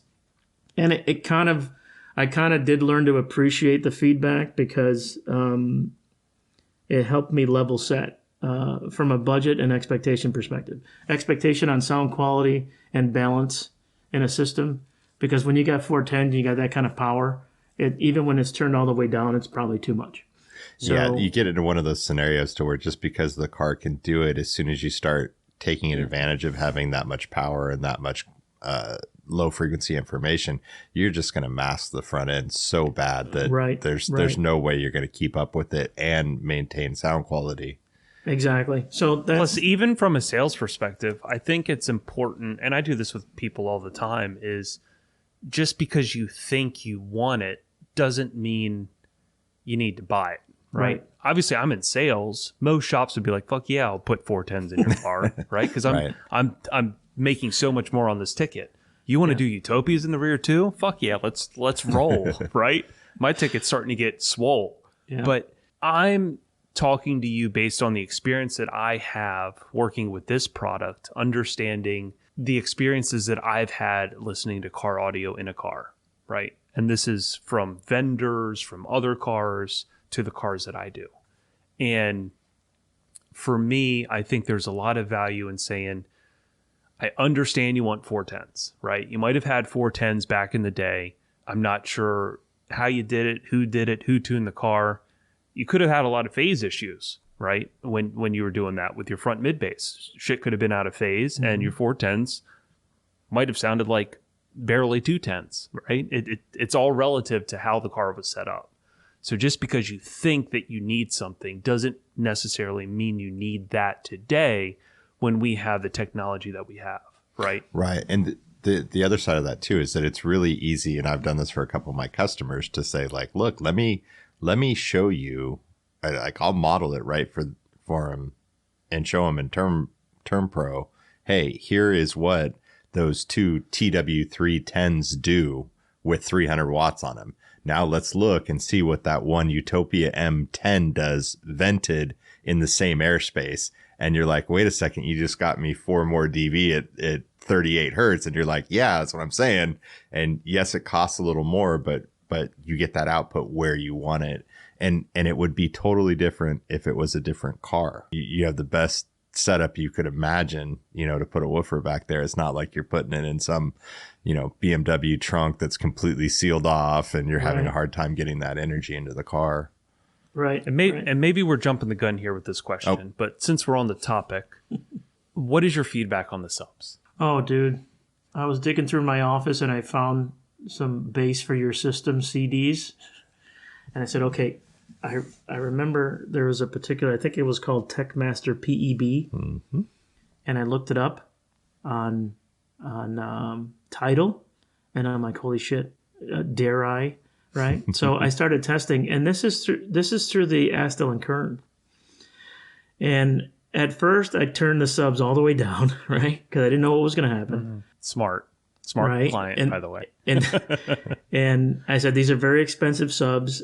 I know they're balanced properly, but I mean, there's enough headroom where if I really wanted to, I could blow them. All I have to do is put on one of these tracks and then turn the volume to 80% and then turn the subs to 80%. And literally, these 10s, remember I had the radar detector under my mirror? Mm-hmm, mm-hmm. I had to take it down because it was vibrating so much. I couldn't believe how much. I literally was concerned about the glass on the roof. I said, no, that's Tesla glass. It's designed to be stronger than steel. There's no way these 210s are going to break that. But the car was I kind of scared myself, actually. That I'm like, holy shit, Matt was right. These 210s slam. I said, yeah, one was enough, but two's just right, in my opinion. And I always go back to the Rockford days, right? Well, what was one of their catchphrases? When too much is just right. The 10s are pretty wild. I turned it up. I put the seats down. I turned it up on one of these Techmaster CDs, and the car was humming so much. I mean, the bass was just, dude, things were, I don't even know how to describe it. I was really impressed. I couldn't turn it up all the way because I went back there and I was sitting in the back and I leaned over to turn the volume up. And while I was next to the subs, just to hear if they started clipping. Mm-hmm. And I kept turning it up. I said, they're not clipping. Mm-hmm. And I turned it up and I said, what the hell's that? I said, oh, that's not the sub. That's the panel that's next to it. And I'm like, oh, let me turn it up a little bit more. And I'm like, holy shit. The little plastic pieces that were in the rear deck that the seatbelts go in, were vibrating out. Oh, yeah, those things, yeah. Yeah, so those things were kind of losing their position. I'm like, holy crap, this is... But yeah, the 10s were pretty intense, worth every penny. Of course, the enclosure is mint, and of course it's going to be built properly with everything you've done. But that's one thing, going back to the trust thing, is that, I don't know if Gary knows, but Matt's shop is 6.5 hours from me. And I never had a chance to see or hear any of his cars or any of this equipment. I just read stuff online and watched some videos and trusted Matt's recommendation. And I was like, all right, fuck it, we'll go Moscone Pro, right? All right, fuck it, we'll do the 430, right? And even for the 10s, I'm like a JL Audio diehard, like for 25 years. I said, I want some JL DVCs back there. I want, or maybe that giant 13-inch crazy freaking nut buster that weighs like 180 pounds. Can you fit that back there? But again, from an initial priority, Matt did a good job of kind of looping me back to initial priority. I said, priority one is SQ without compromise, right? With overhead, right? And then the installation creativity was kind of equal with the SQ. And that's where, after a few iterations of our conversations, we kind of tweaked a 60-40 to almost a 50-50. I said, if we can get a 50-50, because I'm already at this much, which is way much more than I thought I'd have to pay for equipment, and I don't want to sacrifice the install. So just by pure desire, I said, I got to find a way to budget the install back up to meet the equipment. So for me, the install has to equate the equipment.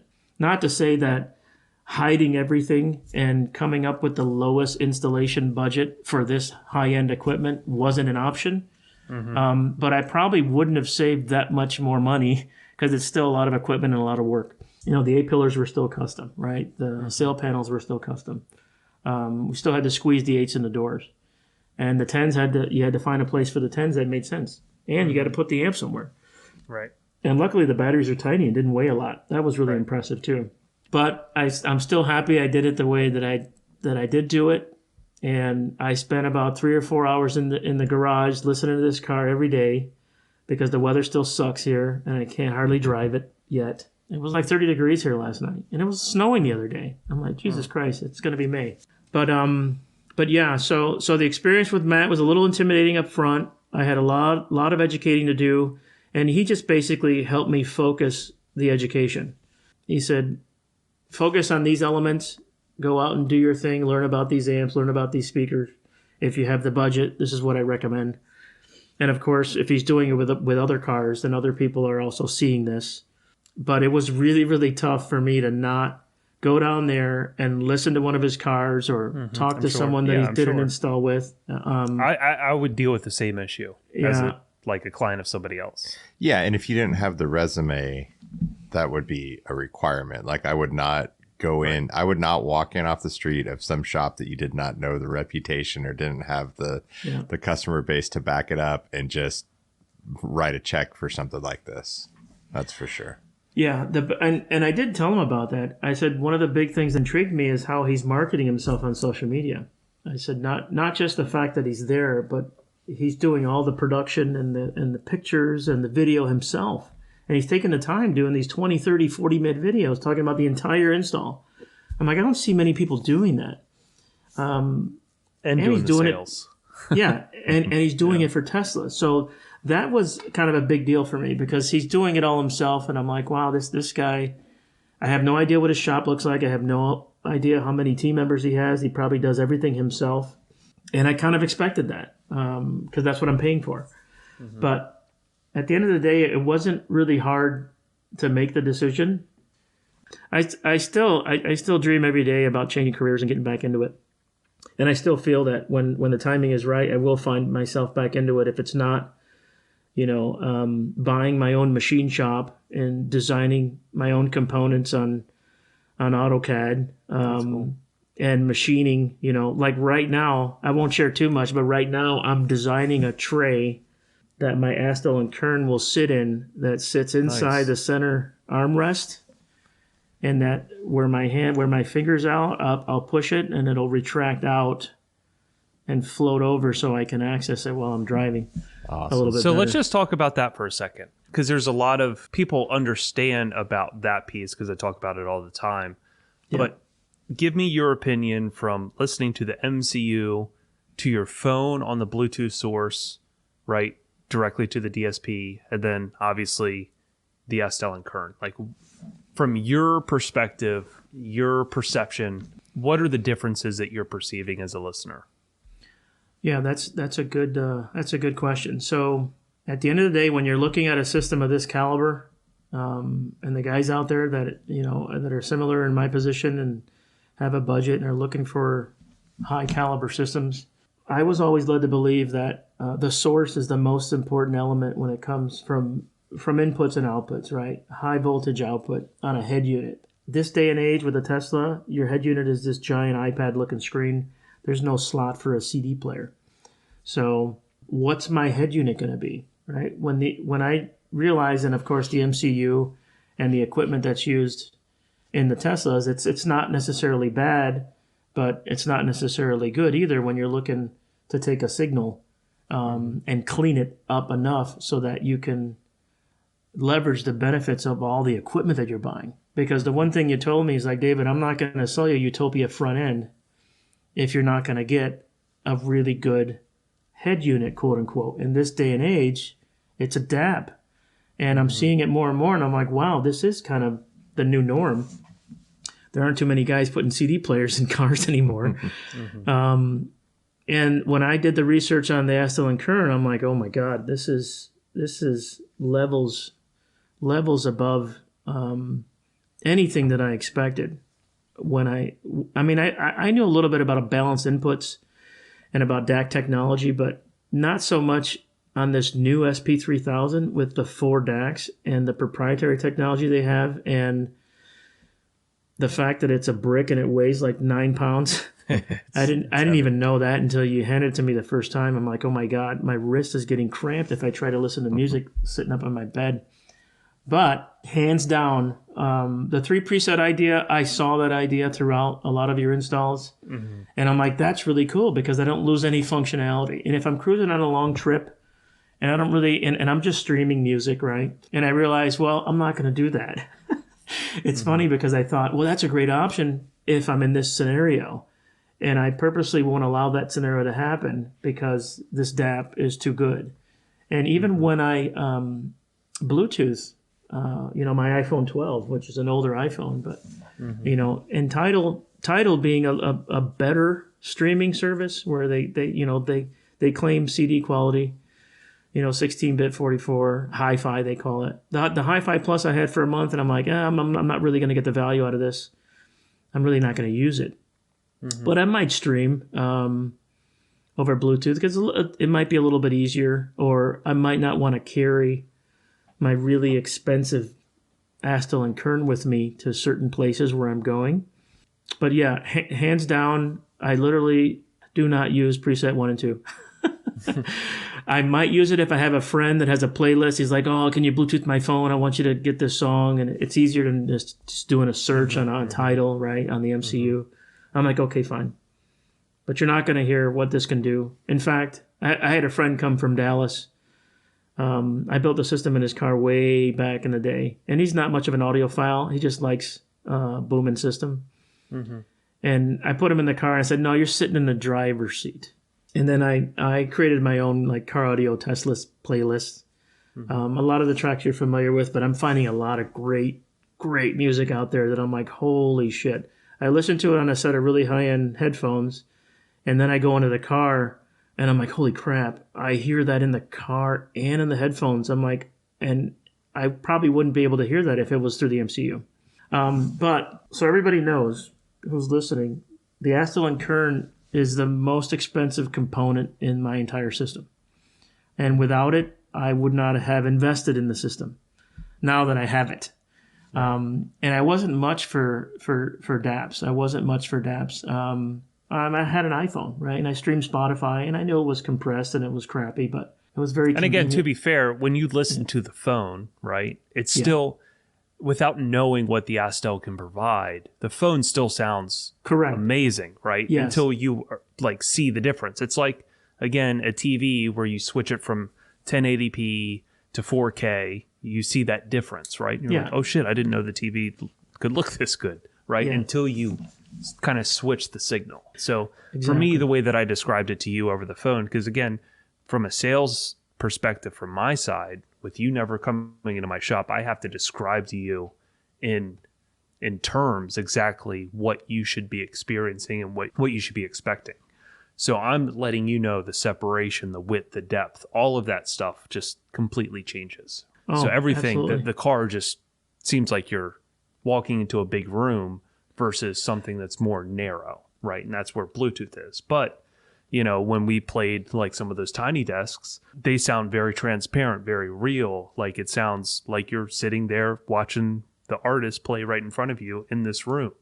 But then when you go to the Astle and you play, you know, Pink Floyd Money, and it's the middle of the song, every single one of those notes has its own place and time on your dashboard in front of you, and nothing is overlapping, right? Absolutely. So that analogy you gave me when I started doing research on the equipment, when you compared high def TV, was really good, because that, you know, I'm pretty analytical guy, and I'm like, yeah, I know what 480 looks like, and I never look at it, right? I know what 720 is, but there's a difference to 1080 as well. And now 4K, I don't want to watch anything else, right? So those levels are comparable when you're talking MCU to the Bluetooth, to the Astle and Kern. And it's absolutely, I mean, you're talking multiple levels of improvement from one to the other. Not to say that the MCU sounds bad.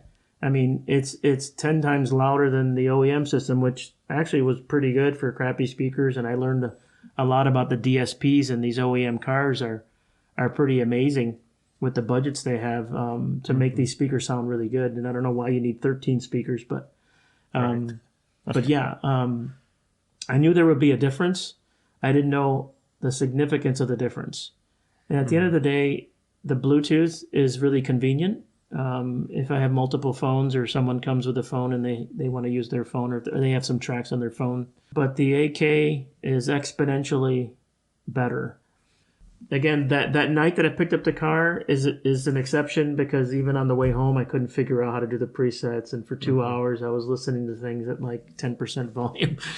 And I was burned out. But after a couple days sleep and having a chance to get in the car and listen to some high-res tracks on the AK, I'm like, whoa. I'm like, the volume is physically, you know, the lights are only about 20 to 30. Well, I'd say about almost halfway, and it's almost too loud. Yeah, so you have legit headroom, and that's kind of the one thing that always kind of kills me about our industry is anytime that like people demo something to you, I just always want to be like, let's keep turning it up. And they're like, no, that's all. That's as far as it goes. And we're like, I get the opposite sometimes too, where the other side of that is that people come in and you're listening for detail, and they just want to like crank literally all the way up, and you're like, slow down. let's listen a little bit first before we crank. Yeah, it's sometimes I'm at a loss for words when I listen to certain tracks. I actually put some tracks on repeat, and I try to listen at lower and lower and lower volumes, and I'm like, holy shit, I still hear the sub. I still hear the separation. I mean, actually the lower volumes allows me to appreciate more depth in the soundstage. So it immediately brings me back to those days. And after I competed that first year and won, I actually got certified as a judge, and I started judging cars. Of course, I didn't judge cars in my own category when I competed early the next year. But I started judging cars in 2 seats, and I've always wanted a driver's seat because the driver's seat is always inherently sounding better. And the things I remember are all of the things you're looking for on the sound sheets, right? Spectral balance is really important, right? Tonal accuracy is something I spent a lot of time on with Hans Zimmer. So Hans Zimmer and movie soundtracks, I'm a big buff of movie soundtracks with Hans because some of that stuff is so, you can tell if your system is not balanced properly, if you don't have the right elements in place, meaning not just the location of the speakers, but the quality of the speakers in the front stage. And of course, everything the DSP does to help bring things to where you want them to be from a listening perspective, you wouldn't get the depth. You wouldn't get the separation. You wouldn't get the tonal accuracy is really, really important to me. So there are some clips that are so difficult, meaning the sounds that Hans makes for certain movie soundtracks are purposely distorted, right? But you can tell that it's supposed to be that way. It's not the speaker. And I test it sometimes by turning the volume up, and it doesn't clip, which is pretty wild. Like there's some tracks from the movie Dune, that new movie Dune that came out, and I saw a video where he was talking to some people about how he created the sound and the essence for that movie.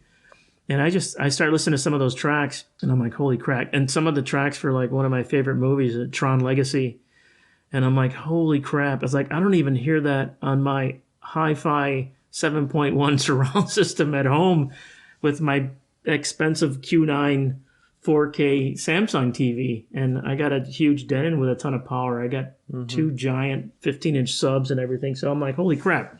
I'm doing this in a car? I'm like, okay, Matt sold me.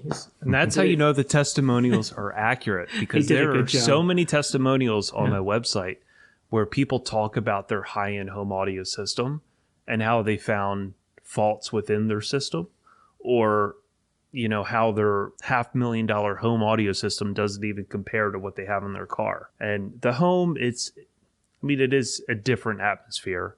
The car is a lot more dynamic.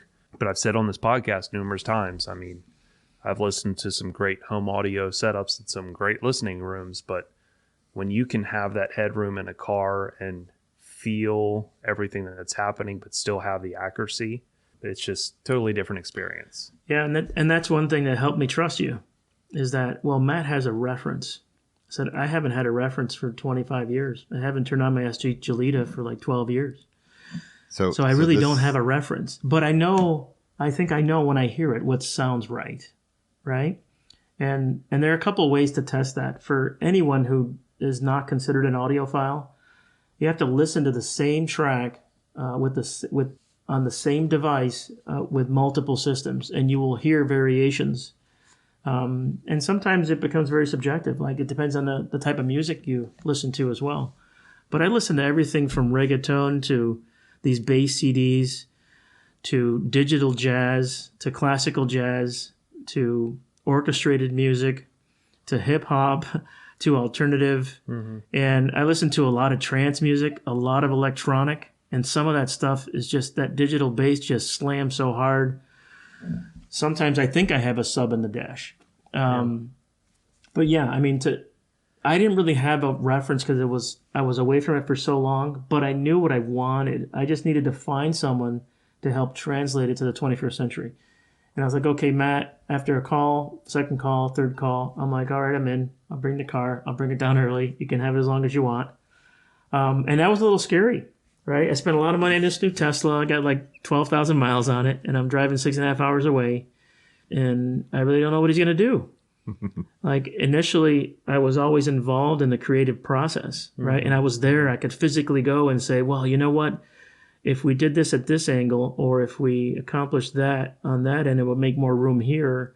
And then that way we wouldn't have as many seams, and maybe we change the materials here. But I figured, you know what? Matt knows what he's doing. I'm paying him a lot of money, and he's going to build something that's right. And if he doesn't, then he's going to rebuild it. So I have a question. now that you have it back, and if you had to score that thing out of 100 points, where does it fall? Like it, and think past, like if for some reason you bought a new car next year and you were going to go through it again, you might want to shoot for something different. If you're on a 100-point scale, what is your car score in your mind right now? Oh, let's see. Man, Gary's get deep. I have to give it some type of context, just for even me to give it perspective, because I'm going to be a little biased, right? Because I have some history in the industry, so Yeah. I will give it reference compared to the OEM system that the Tesla had, and I had the Performance, which has the premium system, Yep. supposedly premium. It's got a little sub in the back, but the way it was tuned was pretty good. And the stage actually wasn't that bad. I was surprised. But I knew we weren't going to have a center channel. So that's the thing I was really interested in, to say, okay, Matt, you told me DSPs are pretty awesome these days. I want to see how you're going to do this. But from a sound quality perspective, hands down, it's much, much better than the OEM in the Tesla. And mind you, there are some pretty amazing OEM systems out there, like in the Lexus and the Mercedes and others that I've heard before. And they're like, why are you spending so much money on this aftermarket shit? Right? This system sounds awesome. And I said, well, it's a matter of perspective, right? So Yeah. So put a 1 to 100 number on the stock system and then where it's at now. Well, I can't give you 100 because nothing's perfect, right? So As you told me, you got a point docked for it for, not being able for to be something perfect. exciting, the tweeter. Oh my God, Yeah. those are the words you use. From 0 to 100, well, I mean, it's definitely in the 90s, Okay. I would say. Because now, in hindsight, I wouldn't, even if I could do it myself and pull out that enclosure, I wouldn't put 410s in there. I think it would ruin it, no matter how good the DSP is. Because I'd have to get 2 other Moscone amps, and those have turned out to be pretty damn awesome. And I've slammed those 110s, man, and they don't even get hot. I was surprised. For hours, I'm slamming those 10s. They're not working hard. Like with bass CDs. Like with shit that you're not supposed to listen to for too long. Guilty pleasures. Yeah, Okay, but- so this thing's but in the definitely 90s. in the 90s. What Yeah. was the OEM? The OEM was probably like a 70. Okay. But again, what was your car that you took second place with? If you had to think back oh, that's and too now hard. put that, I know it's hard to do it, but this is something we talk about all the time, is none of us can figure out if the cars back then sounded as good as we thought they sounded. Right, because there's also nostalgia when you're looking back. Yes, There yes. is. Because I That's look a at good the question. stuff I had as a kid, and I'm like, dude, so much better. I have to give it some perspective and some context. So back in the day, in the mid 90s, I did compete as a novice, Right? even though my car was caliber of, some of them would say caliber of pro. But I'm like, because it was my own car and my own money, I said, well, I'm going to start off in the low range. And the rules said, of course, if you won the show, you had to go up to amateur the next year. So I didn't win, so I figured, all right, I'm gonna sweep novice again. That's what I was thinking, but I probably wouldn't, because at that time I was part of the business. I had to compete pro anyway. But yes, so compared to the Mazda I had after all the iterations and changing speakers in the judging lane in Dallas, I really don't remember how that car sounds, but it didn't sound like this. I can tell you that. I did listen to a few other cars. I listened to one of the Goosebump Pro cars, and I listened to Earl's BMW. Yeah. And Earl's BMW did something to me, to where it motivated me to go do something with Chad and start the business. But I think I told Matt, I don't remember a car sounding this good. And I'm talking low to moderate volume in the dark in my garage at 1 a.m, listening to tracks that have the separation and the depth. I'm like, I don't remember it being this high. I remember the Goosebumps car being up above the mirror, like over the bumper. The BMW was literally, the lady was sitting on her knees on the hood of the car, looking at me in the center of the windshield, singing to me. And that's what it reminds me of. And I don't know if Earl's still around. I don't want him to think that his BMW And my car, my little Tesla, sounds as good as his BMW back in the day with the iterations he did with that car and the money and investment he had and all the cool things he did. But again, to give it perspective, it's kind of difficult. But I don't remember my car ever sounding that good, ever, as a novice. Yeah. And the work that we did was not DSP related. It was all tweaking the coaxes, 1 degree here, 1 degree there, and using lasers while the speakers are running, trying to play tracks, the testing tracks for my ASCA, to define the notes in the line card, to say, well, the saxophone's supposed to be here. The female vocal's supposed to be front and center, right? The guy in the drums is in the rear, but he's a little bit to the left, right? And the bass guitar is deep back in the left, right? So we're supposed to be able to identify this imaging across the soundstage. And it was really tough to do that. And it was a give and take, right? Because we didn't have the DSP then. So it was a trade-off. It's like, we're going to lose a little bit of elevation in the soundstage. It's going to come down a little bit, but she's going to be a little bit more center. But center for who? For the driver or the passenger? Yep. Right? So that was really, really crazy back then, the way they were able to do that back then. Where now, when Matt and I had a discussion about, hey, Matt, what are we going to do about the passenger? And we both agreed, fuck the passenger. I'm in the car 99% of the time, right? Well, I've always said that, when people like you make that comment, listen, every time I'm demoing the system, I'm sitting in the passenger seat, I still love every second of what's happening. Yeah. Am I getting the same perfect soundstage that you are? Not exactly. Right. But I'm still getting an amazing audio experience. It's not like it sucks in the passenger seat. The impact is there. The tonality is there. Correct. What you are lacking is a properly drawn soundstage. And is that worth double the and money? And generally, anyone sitting in the passenger seat at that moment, like, that's not even a concept of reality, Correct. So it's just irrelevant. And that's another thing that gives me context is the people that I'm showing off the system to really have no concept of the caliber of what we're trying to accomplish with these systems. Mm-hmm. They're literally like, what the hell did you do to your Tesla? What the fuck is that? How much did you spend? You're fucking crazy. And I'm like, dude, you just don't get it. Get the fuck out of my house. Right? You just don't get it. I said, I've been into this shit for 25, 30 years. You didn't get it back then.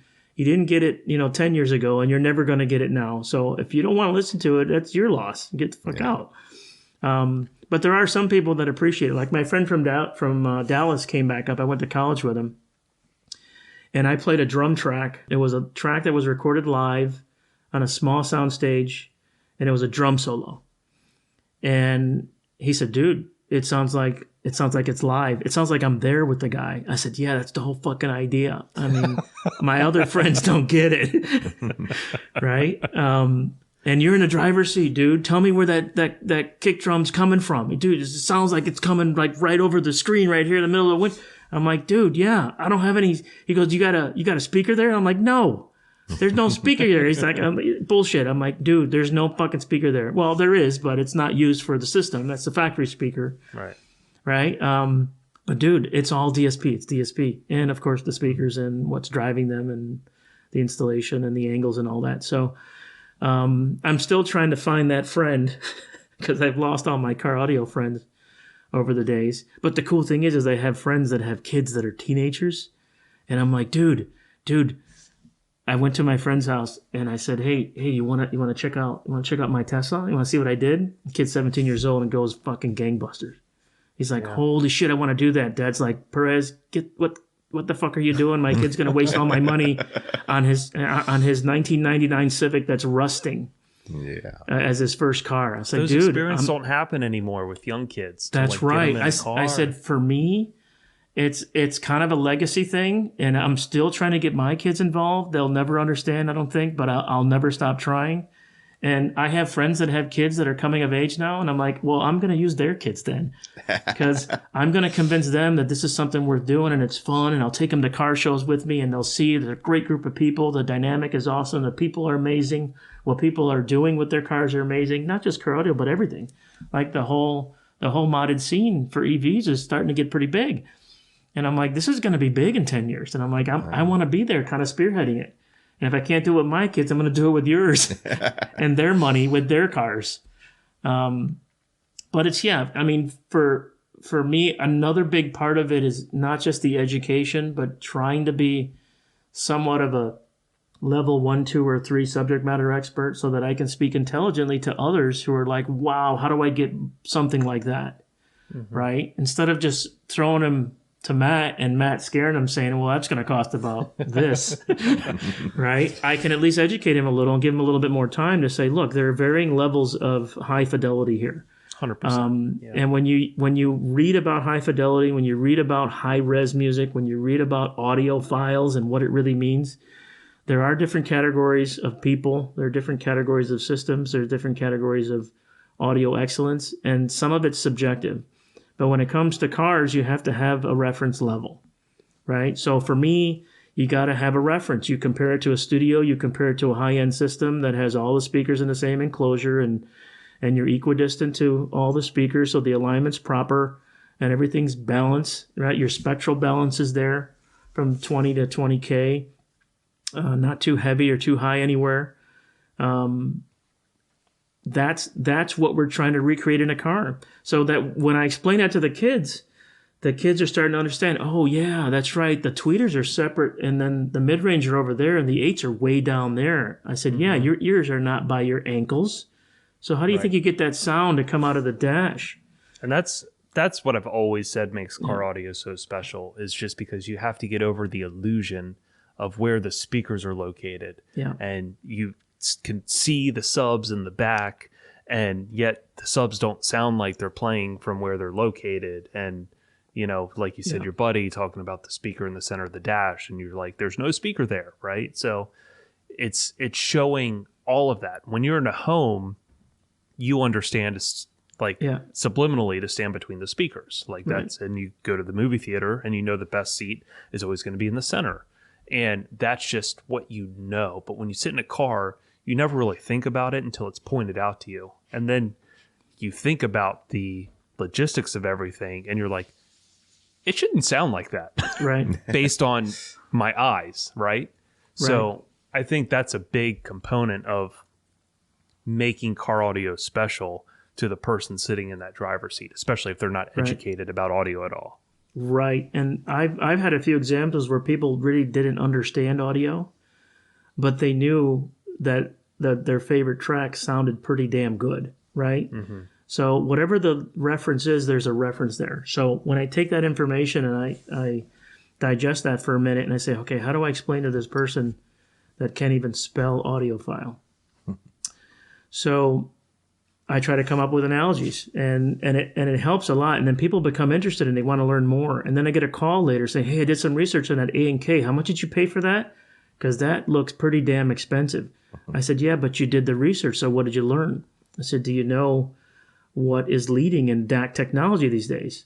Because the shit that's inside that little box is something that was way, 25 years ago.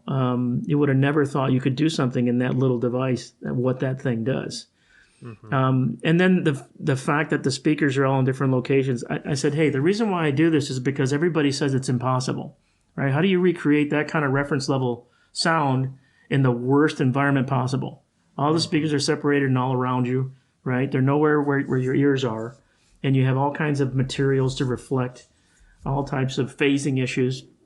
Mm-hmm. Right. And not to mention, the processing in order to get things to align properly. So I said, when you're able to do that and get everything aligned, I said, there's a science to that. I said, if you have a technical mind, if you're analytical, if you have any type of interest in electrical science or even sound engineering or sound waves or how they work and how time and sound is related to everything.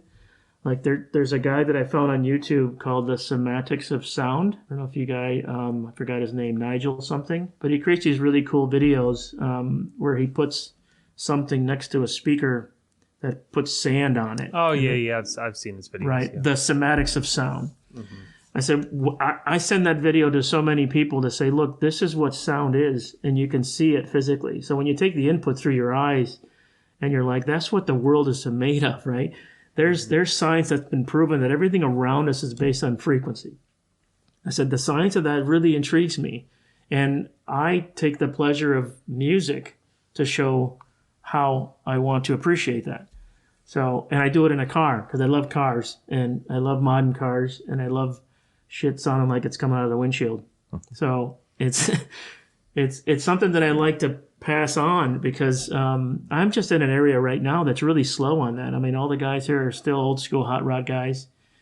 And even those guys, when they do stereos, they just don't get it. It's like the scene is kind of dead here. And I feel like if it's going to be brought up... You got to put them in your car to listen for them to understand it. That's why I'm dying to get the shows. Because last year, the Nova that I did, they show that, they go to like Autorama and stuff like that, and they'll do audio demos. Yeah. And they always say that their car is packed with people because they're really the only car like doing some sort of audio demo. That's modern, and you have all these people sitting in there being like, I just fucking can't believe how this old car sounds like this, right? Yeah. Because again, they're getting that same experience, but in this old car, because the old car is more relatable to those older people. My approach anytime that I do a car, when I did your car, when I finish, like your car specifically sat there for about 2 weeks until you picked it up, because of weather and stuff like that. So within that amount of time, I'll put every single employee in there, right? Even the sales girls up front that you talk to. They've sat in your car. They listen to Morgan Wallen or whatever the fuck they want to listen to. And they're just having this experience of like, this is unbelievable, right? So for me, it's me doing that position of getting people interested in what we're actually doing, but also I'm also getting feedback because now they're getting a reference and they're listening to each car that I do. So then they can give me feedback on future cars, right? So if I have 13 to 20 people listening to each car that I do along the way, I can be like, where does this measure up? Where does this stack up? And they're like, this is the best fucking car I've ever heard you do.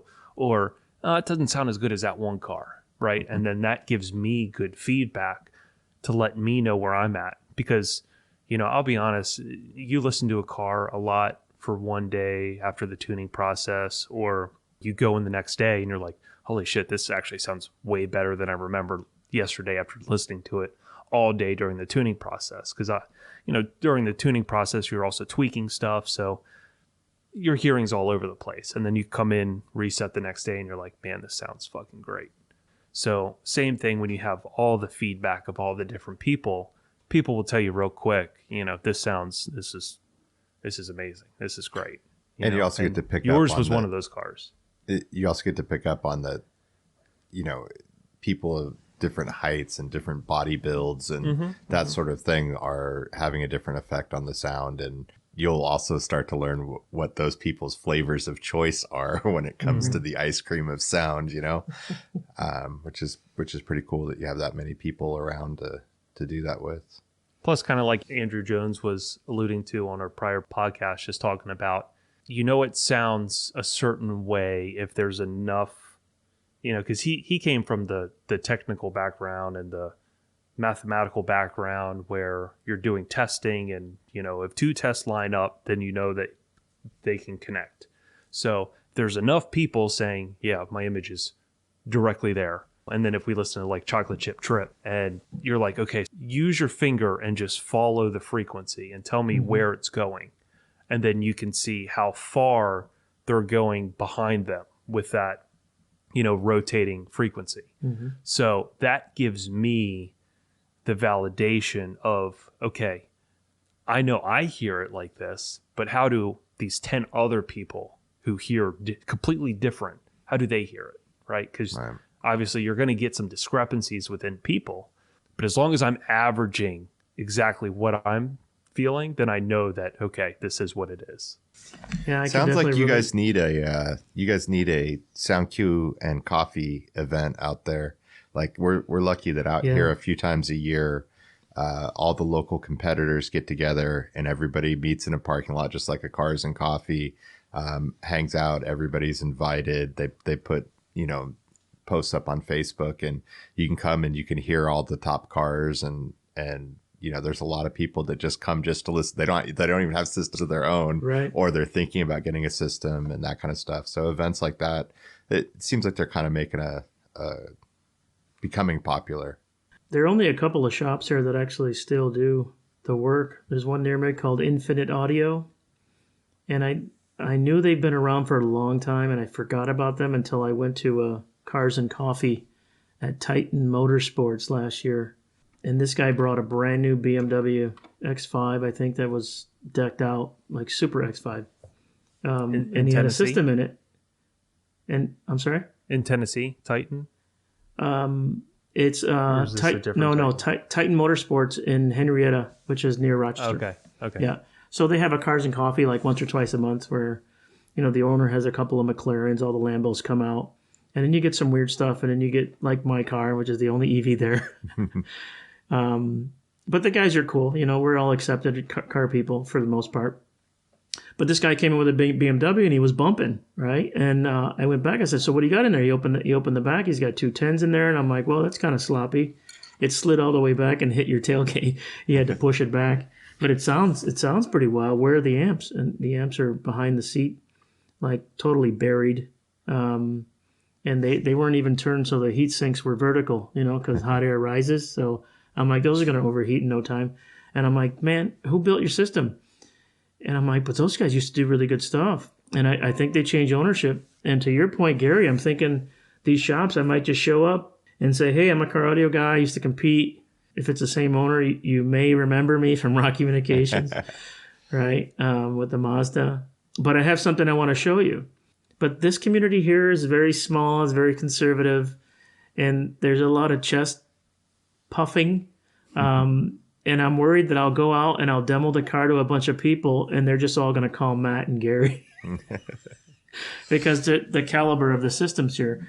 But I think if I promoted it properly at a couple of car shows and get the word out, we could bring the scene back here, because there's a lot of money here. There's a lot of people that spend a lot of money on cars. And a lot of people just think that it's gone because they haven't made effort to explore it, or they haven't seen any shows. So the other problem with that too is DSP technology has come a long way. Right. So reference is everything. So when you're coming from, let's just say, a Nissan Altima that doesn't sound very good to now your Tesla Model 3 that has some DSP technology and it's tuned appropriately, but it still has like very just terrible drivers and low power, dirty power, all that kind of stuff. They're now like, wow, this is a much better experience than I'm used to. I don't have to mess with anything, right? That's kind of a big hurdle to get over mentally, is like, I don't want to take apart my car. I just bought it. It's brand new. People are going to mess stuff up, because there's so many cliches, right? So many people just assume. And that's always tough when I'm telling people like what I do for a living, right? I feel like everyone in this industry has to dance around what they do for a living to like somehow make it seem more technical than it really is. Like, I built great audio systems in cars, and people are like, so you're like a car audio guy, right?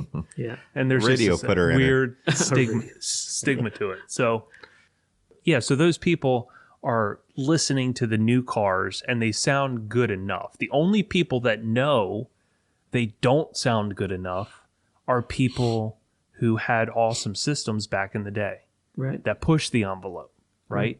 That's why you guys are the key demographic to what's really keeping this business rolling.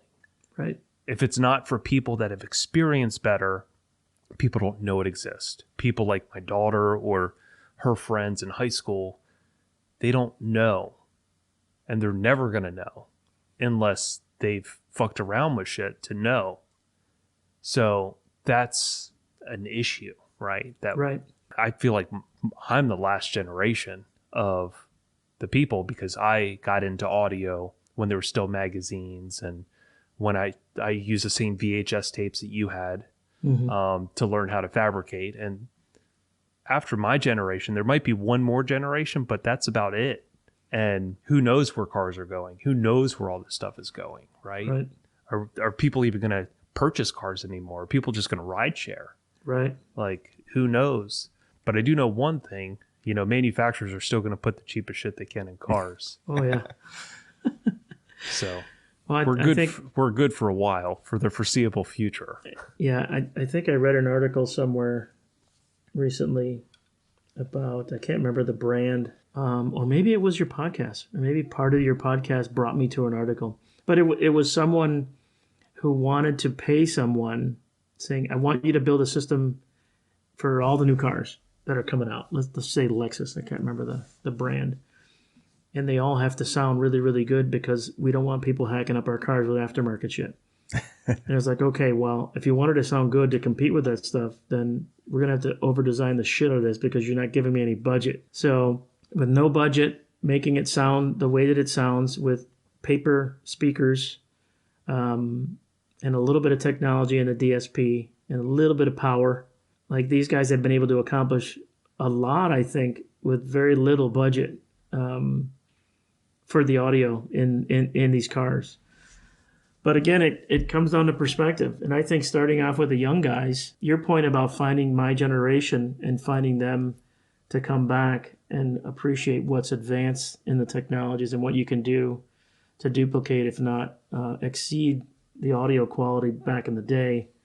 I'd like to start with the kids because I love hanging around, especially teenagers who think they're the big shit, right? 100%. And they got their rusty ass Toyota Camry with a couple of subs in the back and a prefab box with a super high voltage amp that's just tweaked gained all the way up. I'm like, dude, that's not sound quality, right? All your rust is vibrating off the car. That's not cool either. So I said, let's listen to this to give you some perspective. And I said, yeah, you can aspire to do something like this, and let me show you how to get into it. So, because we didn't have the internet back then, right? Right now you can Google anything, and you can watch videos on how to build and do anything, or learn new technologies. I mean, shit, you can get a degree online without having to go anywhere.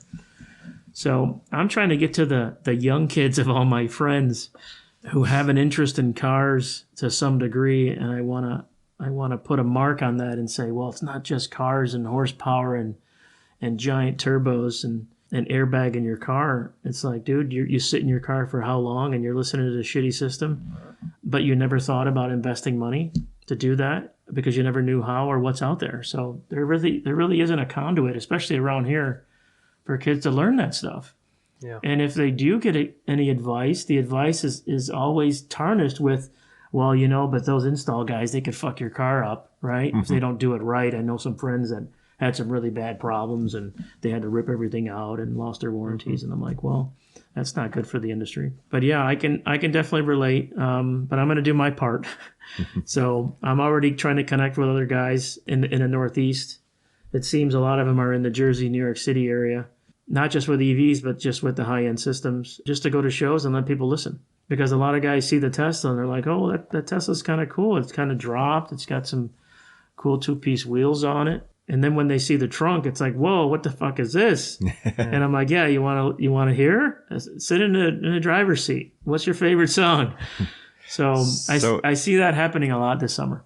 If there's people out there that are in your area and want to see the car, hear it, what's like your Instagram for them to come find and follow and see pictures of this car that we've been talking about for a couple hours now? I'm not big on social media. I just started to kick up the Insta.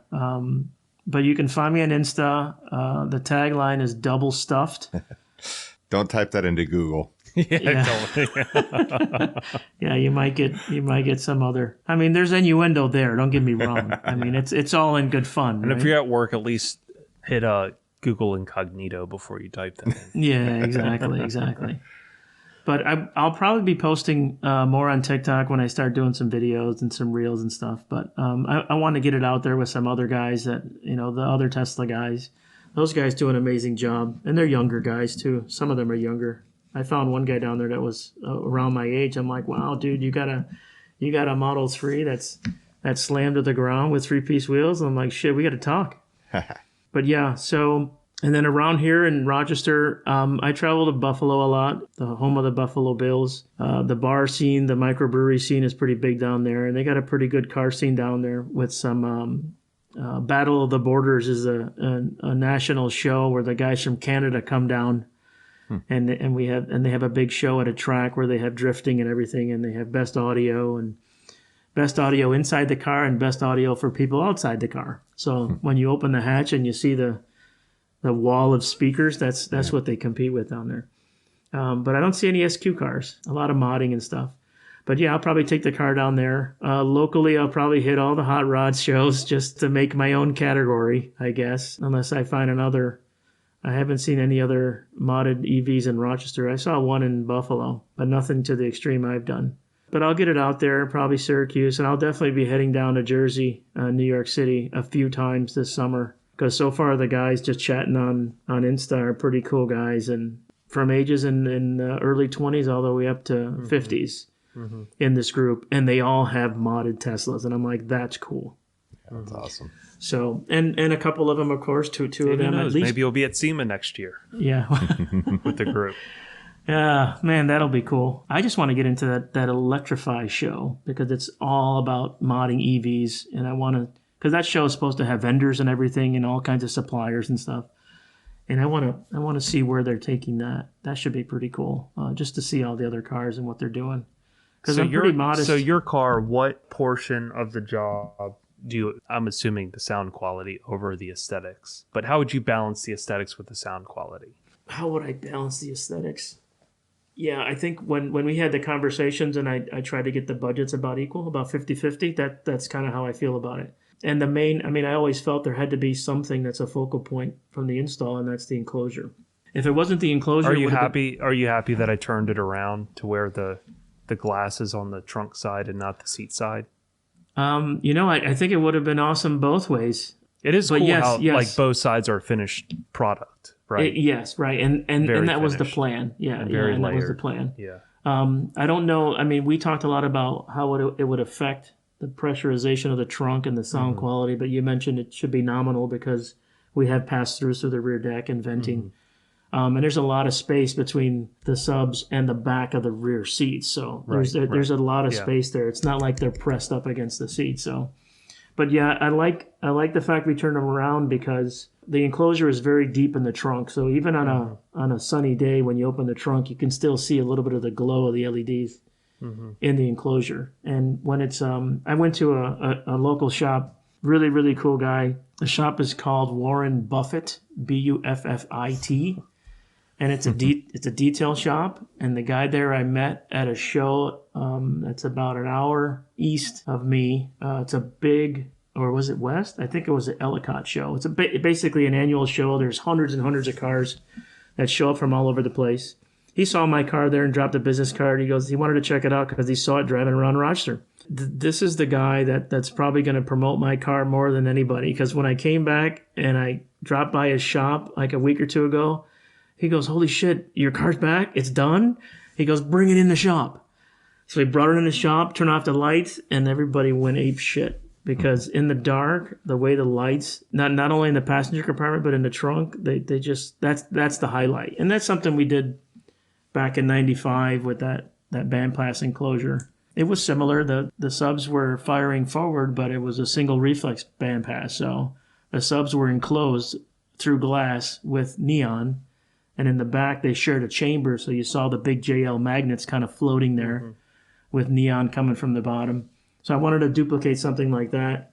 And it looks great. Like the detail, there were things I was still finding weeks after. Yeah, you'll probably still find, yeah.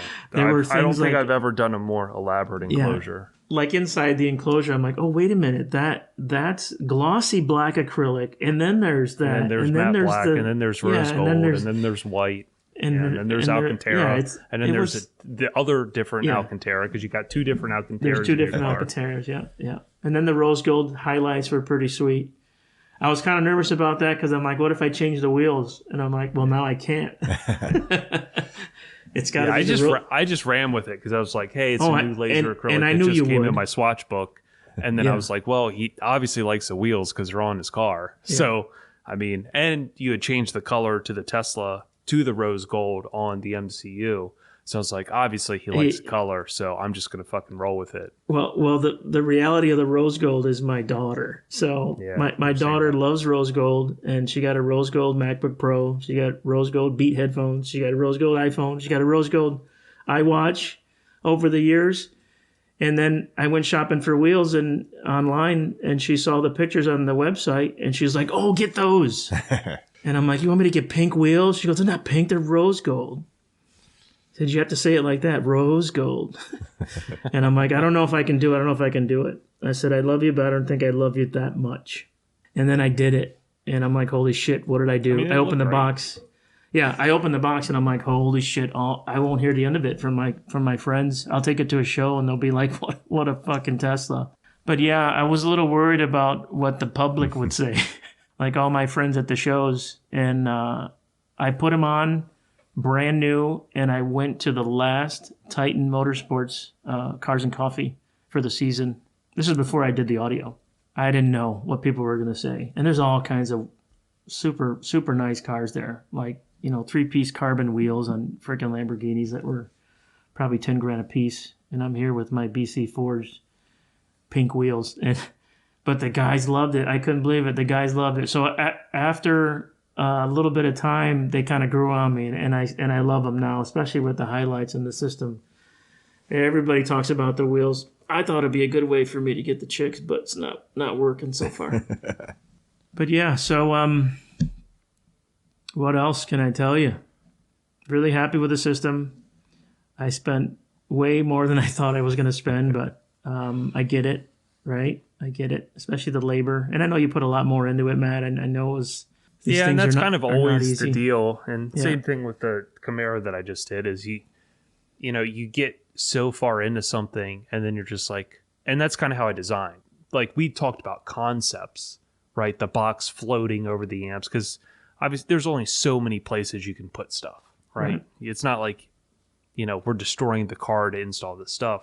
We still want the car to be the car, and we don't want to cut stuff on the car, permanently modify stuff on the car.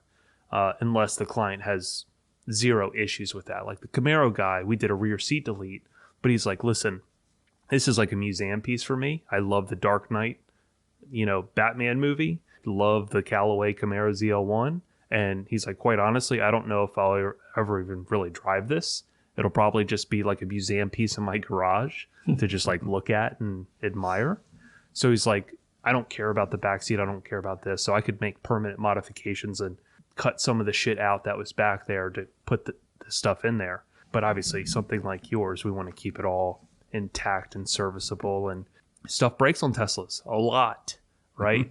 And when Tesla has to service the car, I don't want them to have to pull or be hard to pull something out for them to get to a certain location, right? Stuff in the frunk, well, that's going to be a nightmare because now they're going to decline working on your car when you take it there because you have the shit in the frunk.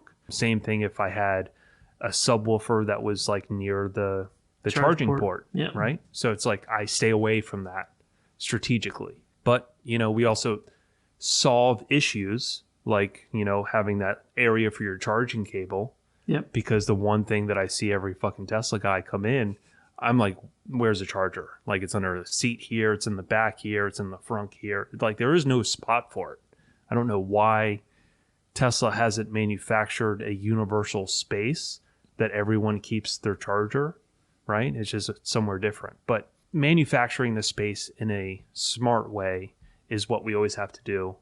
The concept is what we have. Sub-box over the amps, that's really the only way that I can see it done. That's the vision. How it's going to be trimmed out and finished, I have no idea. Don't put that on me. Just let me figure it out. And I'll use the design cues and the materials of the car to put that together to come up with the finished concept. Because obviously you like the interior, you picked it out. You like the color scheme, you picked it out. Obviously you like the car, you picked it out.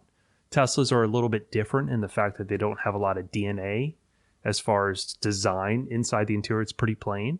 So it's kind of up to me to over design what I do to make the rest of the car seem more interesting. Whereas if I'm working on a Lamborghini, I don't have to do that because there's so much design elements around that I can keep it simple. But like I said, your concept, it is what it is. We have the concept, the idea, and then it's up to me to just figure out everything and you to trust me to do that it's going to turn out okay. Yeah, and it worked out. If I were to do anything differently besides the 410s, when I get people listening to the car, your eyes tend to migrate to where you think the sound's supposed to come from. So I wanted really trick A-pillars, and I wanted things to be highlighted, right? Because I wanted it to show a little bit more as a show car. But if I had to do it again and have an even higher emphasis on SQ, I would try to bury and hide the front stage as much as possible. And I've seen you do a few A-pillars that are that were pretty simple, but were black with the black speaker, no highlight with a grill. So it kind of blends in a little bit better. I didn't want that this time, but moving forward, it's funny how I constantly have to say, stop looking at the speaker, the sound. I said, are you that baffled that you're looking to see why isn't coming from the speaker? Because that's a test that I do too. I said, if you have trouble trying to figure it out, just look to your left and then look to your right. And the image will find itself. It'll find you, right? Or if you want to look directly at the speaker when you're listening to a high-res track with a center female vocal, and then you literally lean forward in your chair toward the speaker and you still hear it coming from the glass. I said, that's what I'm trying to accomplish. That's Right. That's what we're trying to do with this entire But I think effort. that's part of the mind fuck about it is, people naturally hear sound not coming from the speaker. Right. So I'm guilty of the same stuff. I still do it, right? And I just stare at the speaker and I'm just like, it's still one of those weird magic tricks that happen that you're just like, it's still cool every time you get in the car and do that. Yeah. Now, some cars are easier than others to achieve a great image like that, where your car, there's no gauge cluster, it's all flat. Right. Obviously, Gary and I are both working on kind of the same car right now, and he's wrapping up a Camaro. Gary is, and I'm doing a Camaro at the same time.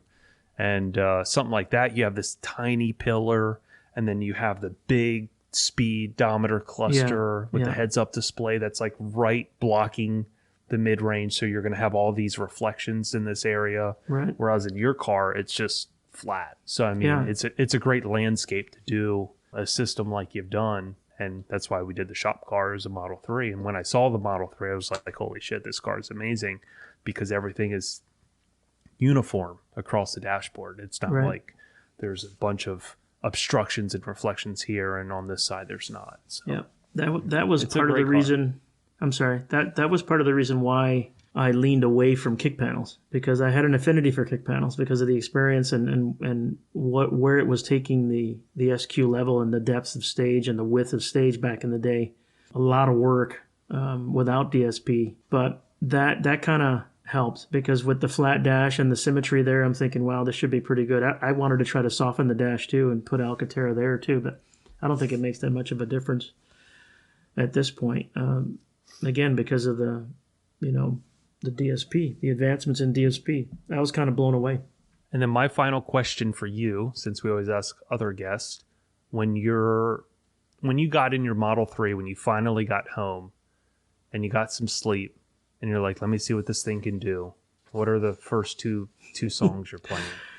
That's a good question. My old library, a lot of it is trance and dance music. I did have, well, there was one track that you played for me. I think it was Ghost Rider. Yeah. Right? So I went and I found Ghost Rider, and I'm like, son of a bitch, I like all these tracks. Mm-hmm. So any track by Ghost Rider is good for me. I slam those really hard. That one I actually turn the subs up and just tweak it up. And I have yet to max the volume out, because I'm kind of afraid.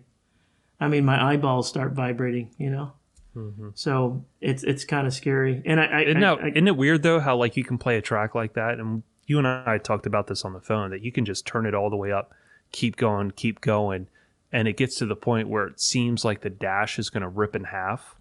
But like there's no distortion, and you can just keep going up, and you're just waiting for like the car to catch on fire because of the sheer amount of dynamics that are happening.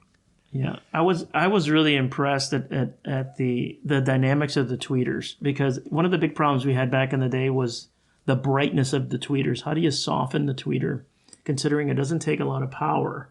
Because they're so close to the driver's left ear, right? Unless you drop it down to the kick and you balance wavelengths a little bit, the ratio of difference between left and right the farther away the speakers are, the better the ratio is. But yeah, the tweeters are really, really impressive. And that's the one thing I'm waiting to crack. I'm waiting to crack when I turn it up. Not the sub. I'm not worried about the subs. I know the subs can take it. But even the mid-range and the mid-bass. The mid-bass was really important to me, too. I listen to a lot of tracks that have a lot of mid-bass. More than sub-bass. But yeah, I have... Like, it literally starts hurting when I turn it up so loud that I'm trying to find a clipping point, which I don't want to do, but I want to see what it can do. The headroom is more than enough for me. Even if I wanted 410s, I'd probably be in the hospital deaf by now. Let alone having 4/8s up front, right? Oh my God! I mean, for that is really more for show and for showing off with the bass CDs a little bit. And having, hair kind of fly, how when the big trucks have the girls put their heads in the trucks and their hair's flying all over the place. So you got Ghost Rider, and then give me some sort of critical listening track. I believe he said Computer Love by Techmaster PEB. That was a classic one. Everybody was playing that one. But I think my taste in tunes has changed. Well, it's not really changed. I'm actually going back to what I learned to appreciate in the competition days, where a lot of the high fidelity tunes, like the different types of music, I wasn't that much interested in until I got into competing. But there are a couple of tracks, and I'm constantly adding. The Chocolate Chip is one of my favorites now, and not just the first minute and a half, like the entire track, because it changes like 3 different times, and it demonstrates things that you don't hear in the first minute or 2 or 3 minutes. Yeah, the subwoofers in that track specifically are incredible. You know, the accuracy of how quick they are, like the double bass drum, the double kick drum, and how deep and translucent it is, and then also the fact that you literally have a distinct image that goes to your shoulder, then behind you, then around you, and then to your side. And you can just literally watch this. And I think that's the best track for somebody who doesn't really critically listen to audio. Because they can watch this fucking thing go around the car, right? Yeah. And there's no speaker where your shoulder is, but yet it seems like there's a speaker right at your shoulder. The dynamics of that track at any volume, even at really low volume. Like in a dark garage, I close my eyes and I just put that track on repeat a couple times. Or I fast forward it to that one point, or I just watch it, or I listen to it dance across the top of the windshield, come back down to halfway through the door, come all the way back up top of the windshield, all the way back down to my left shoulder. And sometimes I can hear it better at lower volumes, which is a testament to the system and its balance, because back in the day, creating a low noise floor was really hard. You had to put a lot of power, clean power into the system to get the noise floor to stay low. So when you did turn it up to get that headroom, you're not bringing that noise up with you. And there are some tracks that, man, even at high volume, and I listen to the music taper away, and I'm waiting for a hiss. And a lot of tracks, I don't get it. And I'm like, wow. So that's a testament to a few things. I mean, everything combined, not just the components up front, but the cabling and the amplifiers. And, of course, it's all coming from the A&K. The quad DACs in that thing are pretty amazing. But, yeah, other tracks, I've been getting into male vocals more than I thought. I used to love trying to find really, really good female vocals. But there's something about the frequency with male vocals that this system seems to produce a lot better than what I'm used to. There's a track called Creep. I don't know if you've heard of it. Timo Räsänen. It's an interesting track with a guy with a really, really interesting lyrics, but a front center male vocal that's kind of a higher end on the spectrum for male vocal, which is really interesting because it's not as high as female and it's not as low as a traditional male voice. But that one brought out some nuances in the system that I thought highlighted really well. There's others that are pretty dynamic, like you ever heard of Elephants on Ice Skates? Brian Bromberg? check that one out. That's kind of a slow burn, but it's very, very dynamic.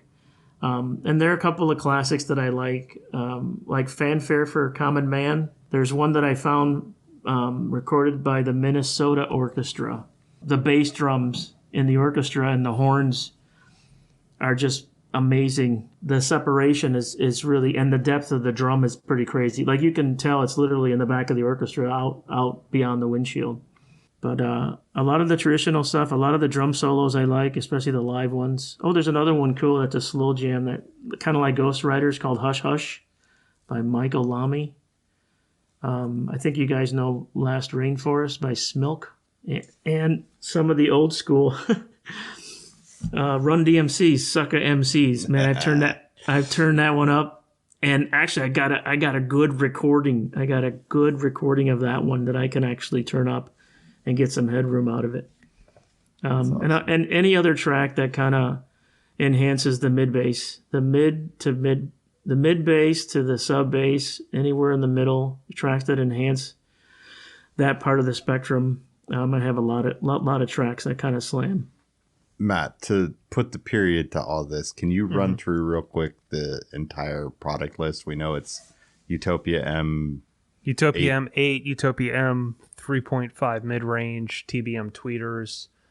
We kept the rears factory.